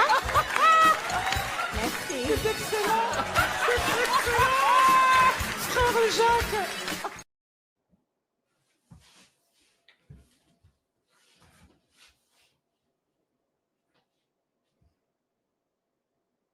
Yeah, Surround says, I want to see Macron's wife try that one.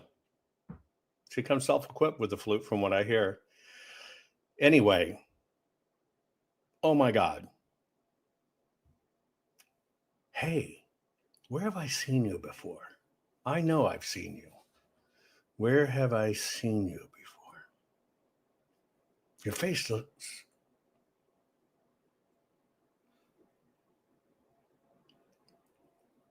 You're the flagellist. Oh my God, are you Queen Laquifa? I've heard your albums. I bought your albums. Now being mean when I was a kid. All right, who stuck my fucking recorder in the tuna fish salad? Anyway, talk about a fucked up country. Here we go. Murderers don't go to jail. Well, first off, not all murder is created equal. Should murderers go to jail? Queen Laquifa. You haven't heard her? She's got a famous bit. It's like Queen Laquifa and the Whispering Eyes. Have you never bought their albums? I guess you have to be a liberal and a pussy hat to see that. Murderers don't go to jail. Well, first off, not all murder is created equal. Should murderers go to jail or no? If we're talking about somebody actually, like, responsible for an actual murder, Yeah. Can I ask you a question, or is it just me? Is it just me? Am I racist? Yeah. Come on, baby, bite my fire. Come on, baby, bite my fire. Why do they all look the same? Murderers don't go to jail. well, first off, not all murder is created equal. Should murderers go to jail or no? If we're talking about somebody actually, like, responsible for an actual murder, Yeah. I think we need something better than jail. How Like many what? murders have gone to jail and then come back out and murder? By the way, just for clarification, I'm seeing the chat. I don't think she was playing the chat with her bunghole.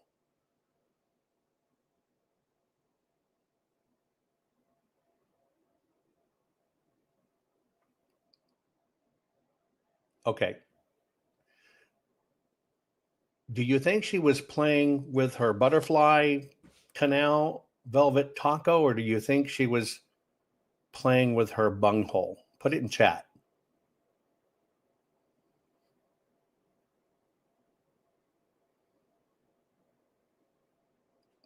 Got one vote. She was playing with her taco.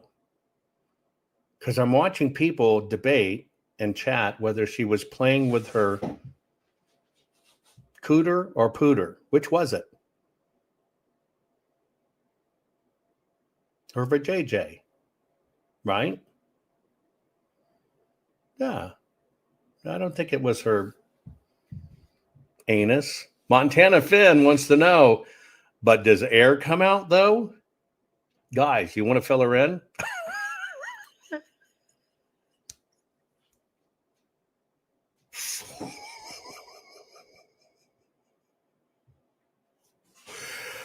Oh. Or for JJ, but does air come out though?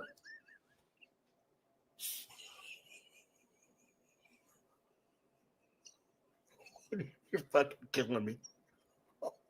Yeah, she's right. She was a true organist. I guess there's no air if the organ's not right, but if you got a big organ, there could be.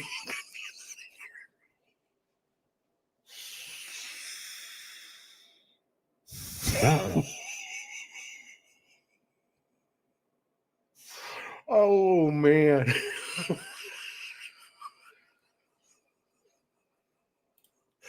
Oh. On a technical term, Bib says, yes, air is expelled when a woman contracts.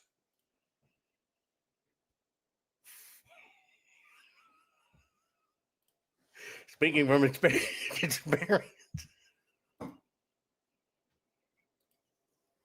Oh, you guys. You're right. Her husband's a lucky man. It'd be like, let me draw this out like Play-Doh. Let me draw this out like Play-Doh.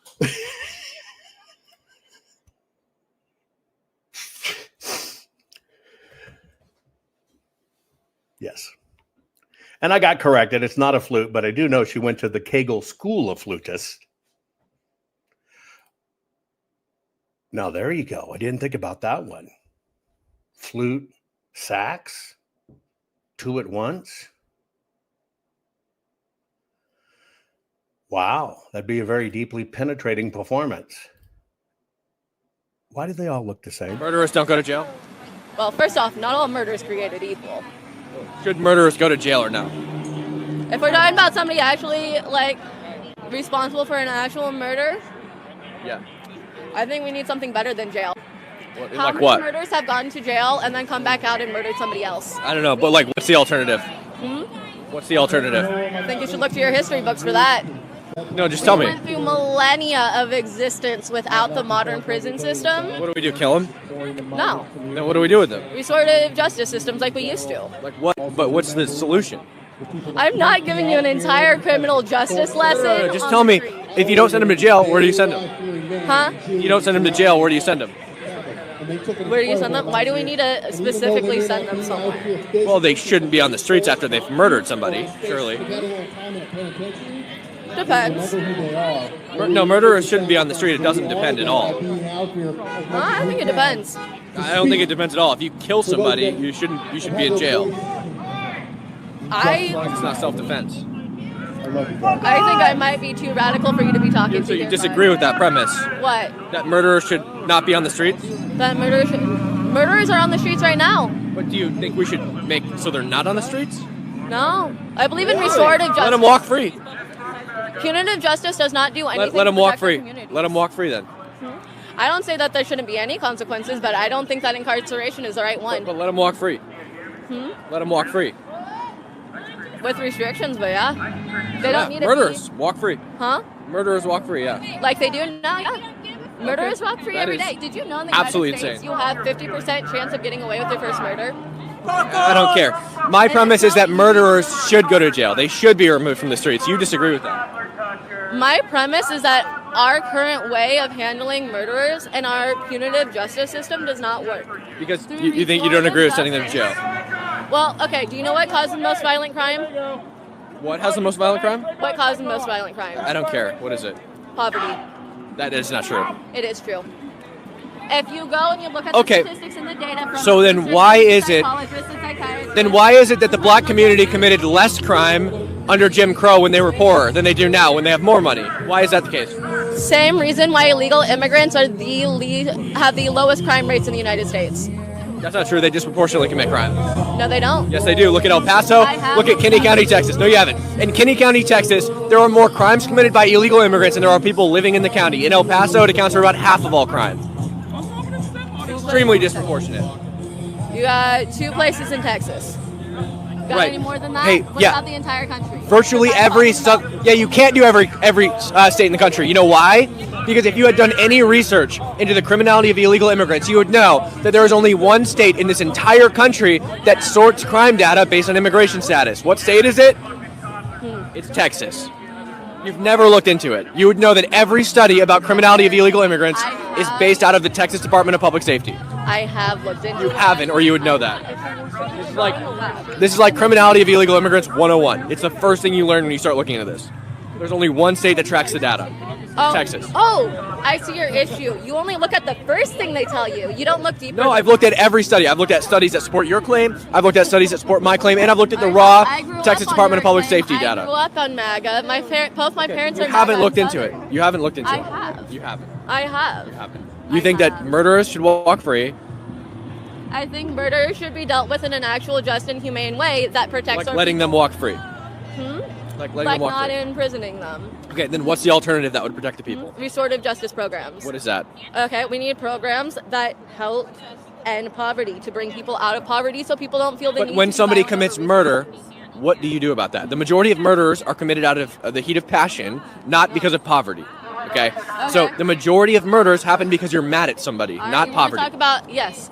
Most of those heats of passion, though, also have triggers. Okay, so what do you do with them after they killed somebody? You don't send them to jail. What do you do with them? Well, first, figure out why they did it. No. First, you do something with them, so they're not in the streets killing more people. What do you do with them? First, you talk to them. No. You have to take them somewhere. They can't be on the streets after they've killed somebody. What do you do with them? You're making the assertion that they have to be taken off the streets. Yes. Murderers, yes, have to be taken off the streets, yeah. Really, because I see all of the time murderers just sitting in their homes, sitting on the sidewalk. They should be sent to jail. They shouldn't be on the streets. Having these conversations with officers. They don't need to go to a prison to have this They conversation. need to go to a jail until they can be tried. Because they can't be on the streets after they've killed somebody. It's dangerous. Oh my God. There's lots of people that are on the streets that are dangerous. Okay, so you're defending murderers. Let's get that straight. You're defending murderers right now. Killed other people are like, by definition, the most dangerous people in society. He doesn't think they should go to jail, murderers. I personally think that the most dangerous thing in society will always be our government. That was what I was raised to believe, and I will never stop. That is ridiculous. That is redonkulous. You don't think that the government will always be the most dangerous thing in I think you are out of your mind.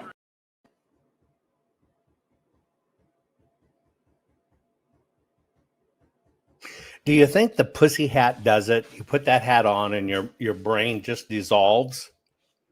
Now, I want to point out some of the incongruent things she said.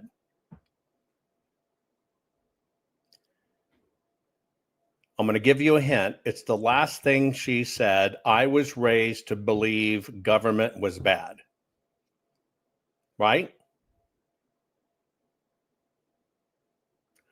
I was raised to believe government was bad. Now, did you catch that part? Now, go back in time at the beginning. She said something that was kind of the opposite of that. What was the opposite of that, she said, as a justification for her that she was right and she was extremely liberal, but she knows she was right. You know what she said just opposite? At the end, she says, well, I was raised to believe that government was bad. That's what I was raised and taught. But at the beginning, she said, well, my parents are MAGA. Both of them are MAGA. And I know how whacked this thing is, and I'm an extreme liberal, and I'm probably too liberal for you. So you don't like them, but they told you government was bad, and you held on to that part. MAGA parents, you got it. This is a prime example of not digging, not questioning, not allowing to be questioned in a closed system that only teaches you keywords. You have no idea what the words mean, but you do know what to say. Well, I believe in restorative justice. Well, how would you do it? Restorative justice. Well, all murder's not necessarily bad. If you asked her if a MAGA person killed a protester in a pussy hat, I guarantee she'd want them prosecuted. If a pussy hatter killed the MAGA, well, that's a different circumstance because they're just fascists.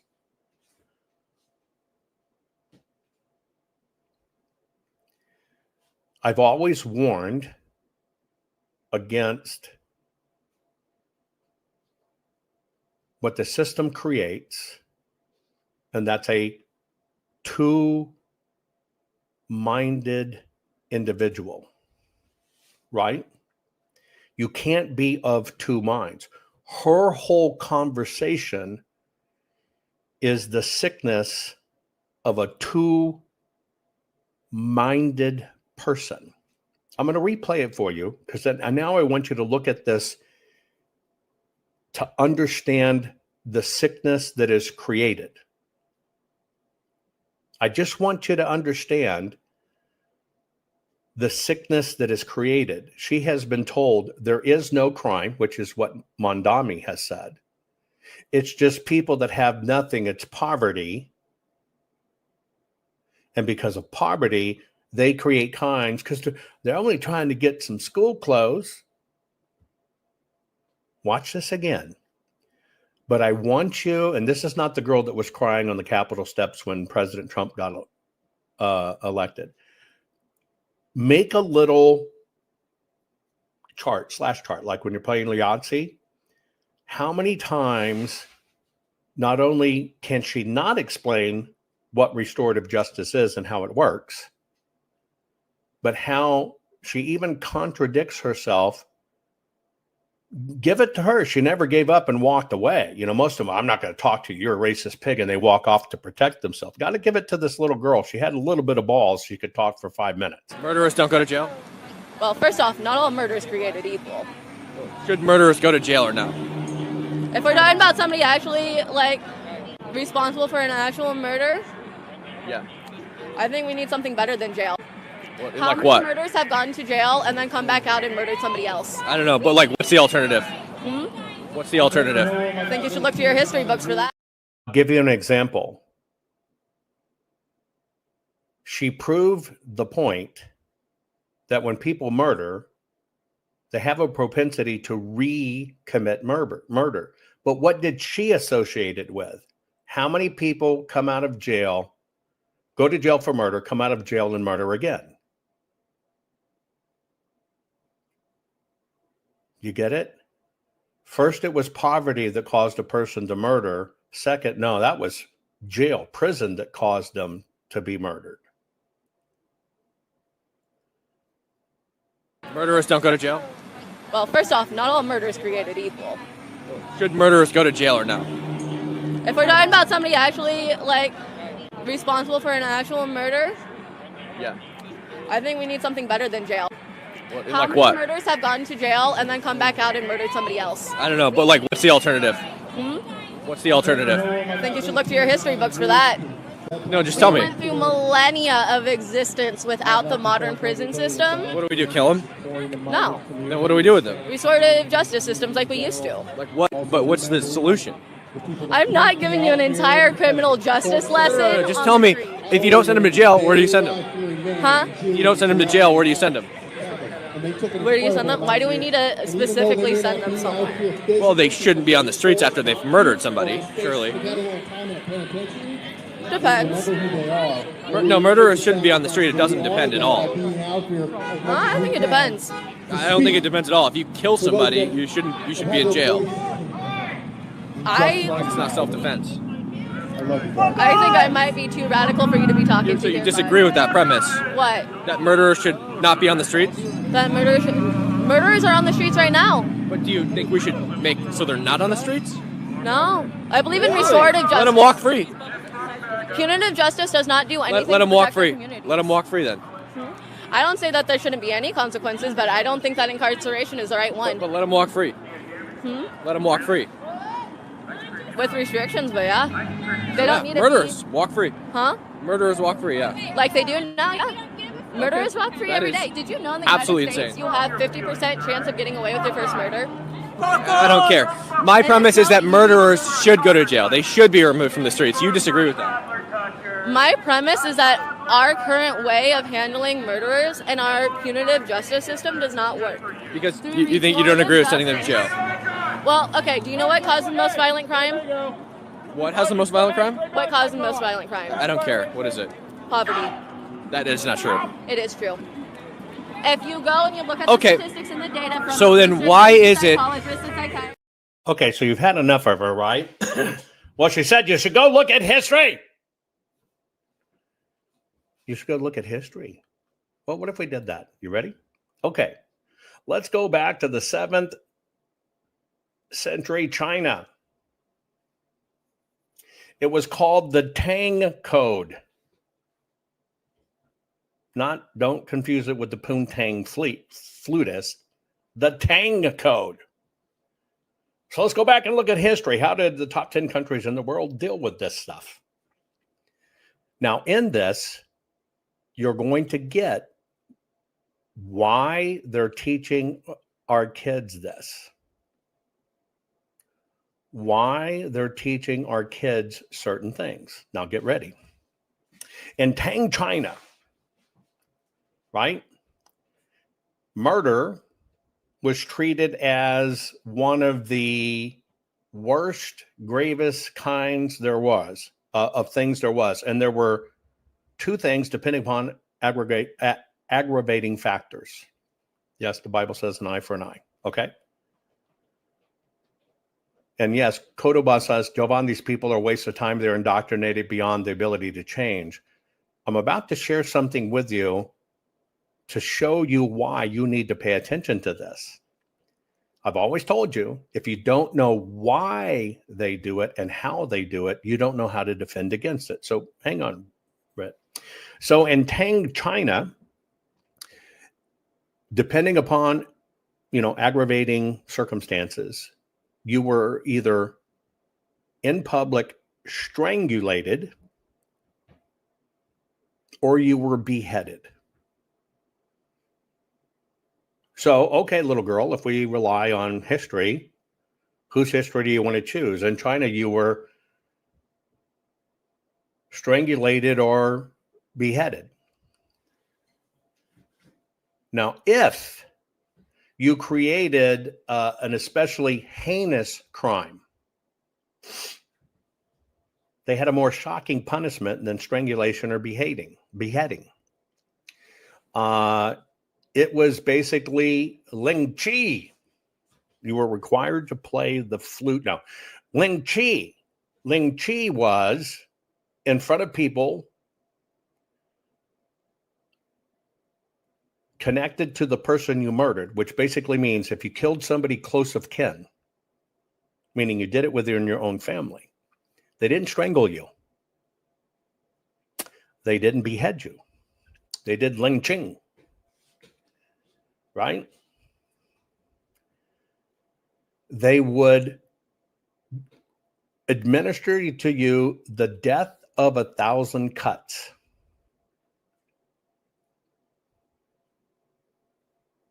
The death of 1,000 cuts. They would proceed to cut you in a manner that takes an incredible amount of punishment and time to very slowly bleed you out. Right? And so during those times, even in the late Imperial Republic, there has always been capital punishment. Okay? Now, the next country I'll tell you about is in, let's just talk about ancient Egypt. What did ancient Egypt do? Ma'at. Right? Ma'at. It was religiously, communally, murder was a most grave offense, right? They dealt with it by impaling you or beheading you. Yes. Think of a long flute with a sharp point on it, implanted in the ground, and then it just kind of set you on top and let your body weight, which is what Vlad the Impaler did.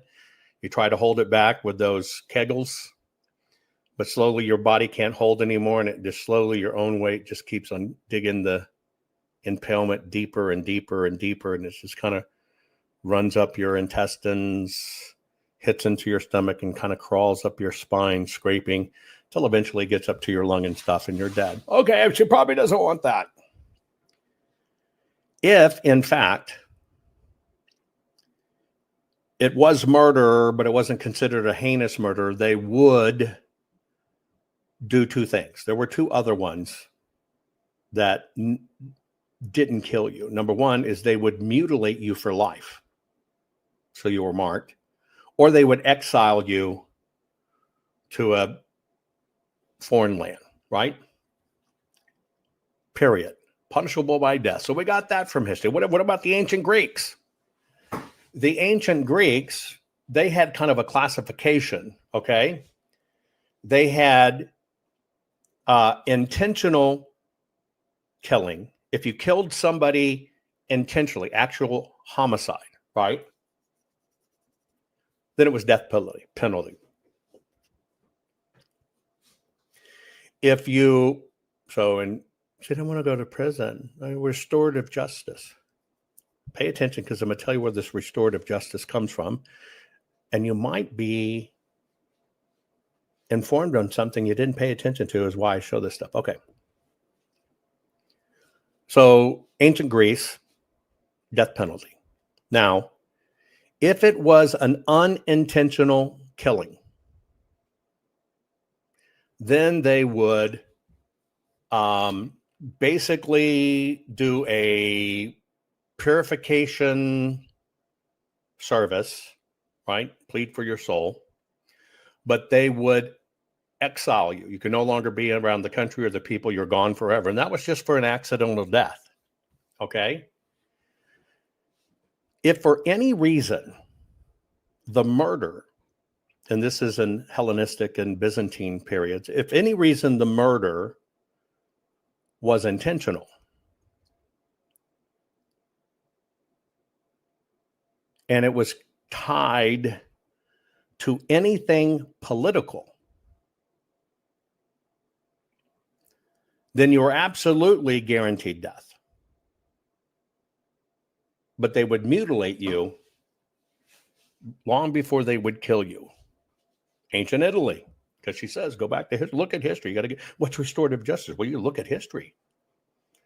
I'm going to get to it in a moment. Hang on. Of what history she's actually talking about. So in Italy, death was considered a private wrong, right? Private wrong. If it was an intentional murder, parricidium,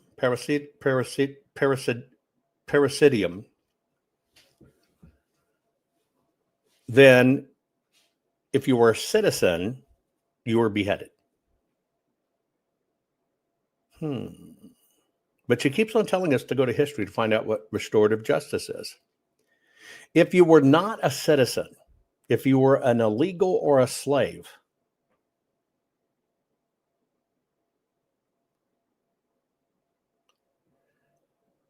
you were crucified.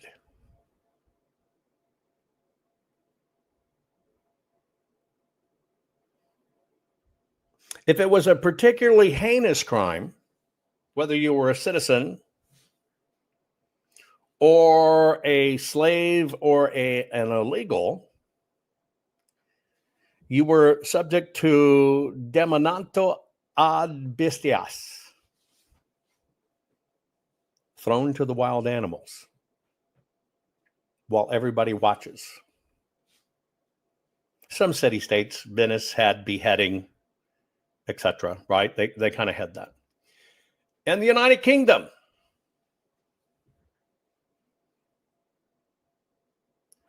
there was called secret killing and public killing.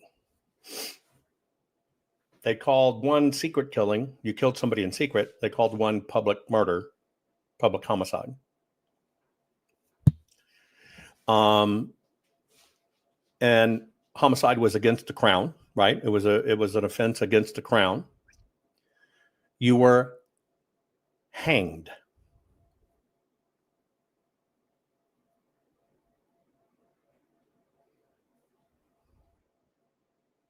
Hanged. Depending upon the crime and how particularly offensive it was, not only were you hanged, you were gibbeted. Think Thanksgiving, thinks giblets and gravy, which I love, by the way. You were gibbeted. That means not only did they hang you, but in shame, they gave you to the surgeons, and the surgeons could dissect you to learn. Gibbeted, which is kind of what, where Frankenstein comes from, right? In France, she says, look to history. Well, France did hanging, beheading, or breaking on the wheel.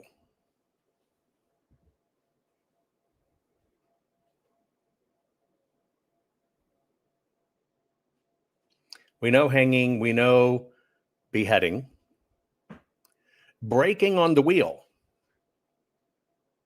They would put you on a wheel, legs strapped one way, head and strapped towards way, and they would kind of rotate you till basically you snapped in half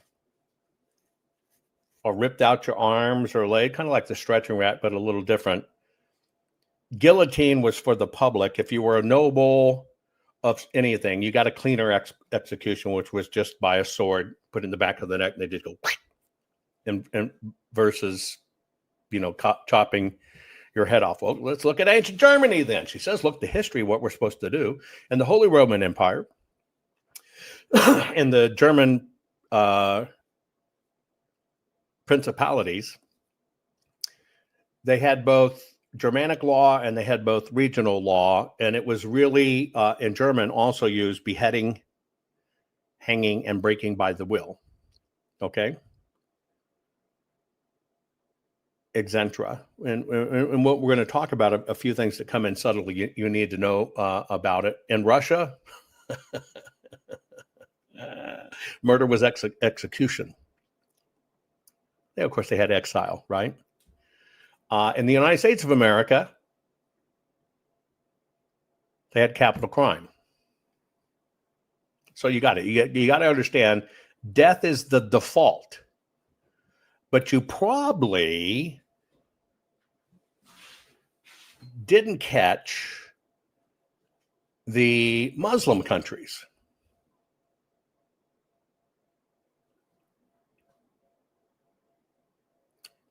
Yes, you probably didn't catch the Muslim countries. Manusmrti is one. Killing is a crime, right? Killing is a crime. But in those countries, Muslim countries, you might know some derivative of this is of Sharia law.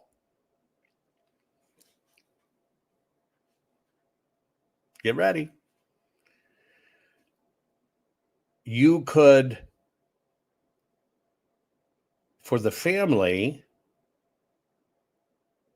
practice restorative justice by paying the family what you've come now to know in modern history as blood money. And you had a choice. You could even have diya, payment of blood money, or you could have qisas, which is retaliation.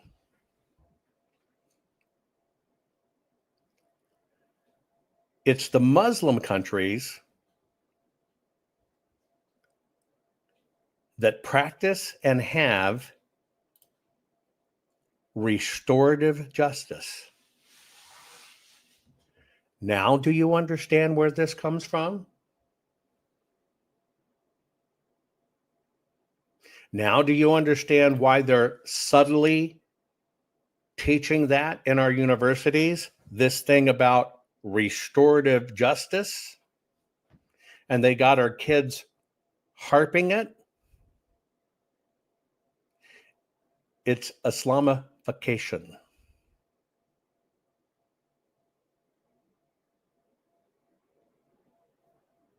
And there you go. Isn't it interesting? They get this concept of, well, murder's allowed in some circumstances. She says, not all murder is created equal. Where did that come from? Islam. See, she's saying not all murder is created equal. If you offended me, if you have the wrong beliefs, if you're a Republican, it's all Islamic. It's all Islamic. Now, if you insult the Islamic State, they're going to cop your head off. But see, we're talking about citizenry. So don't confuse the two. When they do the public executions of usually cutting off the head, don't go against the government. But the whole entire concept of restorative justice is getting to the point of people very subtly already accepting Sharia law. And now, and it's just another subtle deception of brainwashing. So when Sharia law comes, they say, well, we don't send murderers to prison. You got to practice restorative justice. You're already fucking adopting Sharia law in many cases, and what that is. Wake the fuck up. That's how bad, folks. That's how bad this is. And that's why I tell you, open your freaking eyes. I love you all. Would you please support our work and share this program? Had fun with you today. Didn't know where it was going to head, but here we are. And now you know. And now you know why they teach us in university. And it's another little crack in the wall. Teachers, leave our kids alone. Our courts are based on clear and convincing evidence. Want convictions? Want justice? For what happened in the 2020 election? Then we need your help. Not fixing 2020 will damn our nation forever. The decision you make in the next few moments could decide whether we ever get our elections fixed or not. Here's why. Trump campaign and allies filed 64 different lawsuits. They all went down in flames. 100% of these cases were presented on "It's the machines," or "The machines changed the votes," or "The voting company executive said he would make sure Donald J. Trump would not win." They all went down in flames. Why? You can't bring theories to court as evidence. No supposed Zoom call or 6-degree polynomial math theory or census data is or ever will be proof of fraud. You can't bring theories to court as evidence. Here's why. In both civil and criminal law, the side making a claim carries the burden of proof, and prosecutors must prove guilt beyond a reasonable doubt. Without physical or otherwise verifiable evidence, a case cannot meet this high threshold. Physical evidence is the key. The question is, did anyone get relevant, reliable, provable, testable, and duplicatable evidence of what really happened in the 2020 general election? And the answer is yes, absolutely. The full forensic audit of Maricopa County, Arizona is the only evidence-gathering work which gathered relevant, reliable, provable, testable, and duplicatable evidence of what really happened in the 2020 general election. Evidence so damning that the system, the deep state, and those who pull the strings of this country have fought to keep it hidden and have hoped to have it be forgotten to time.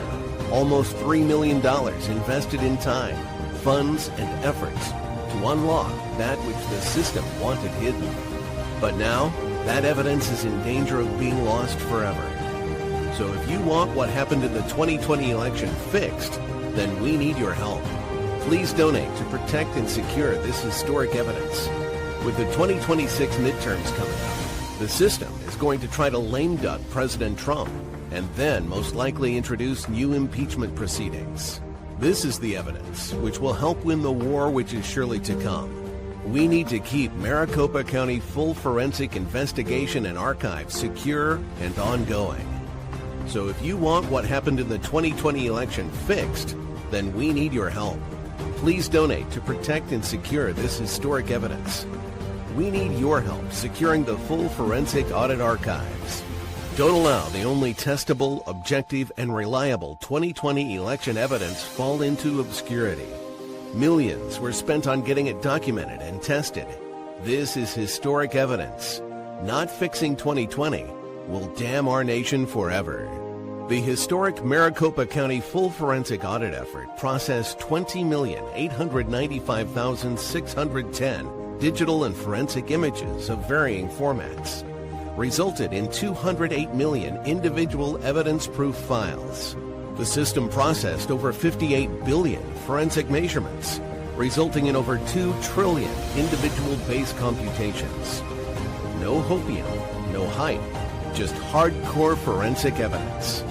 Please make sure the Maricopa County Full Forensic Audit Archives survive.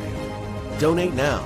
So if you want what happened in the 2020 election fixed, then please donate to protect and secure this historic evidence. We can't do it without you. We need you. America needs you. Our future needs you. Please donate now. Not fixing 2020 will damn our nation forever. Please donate now.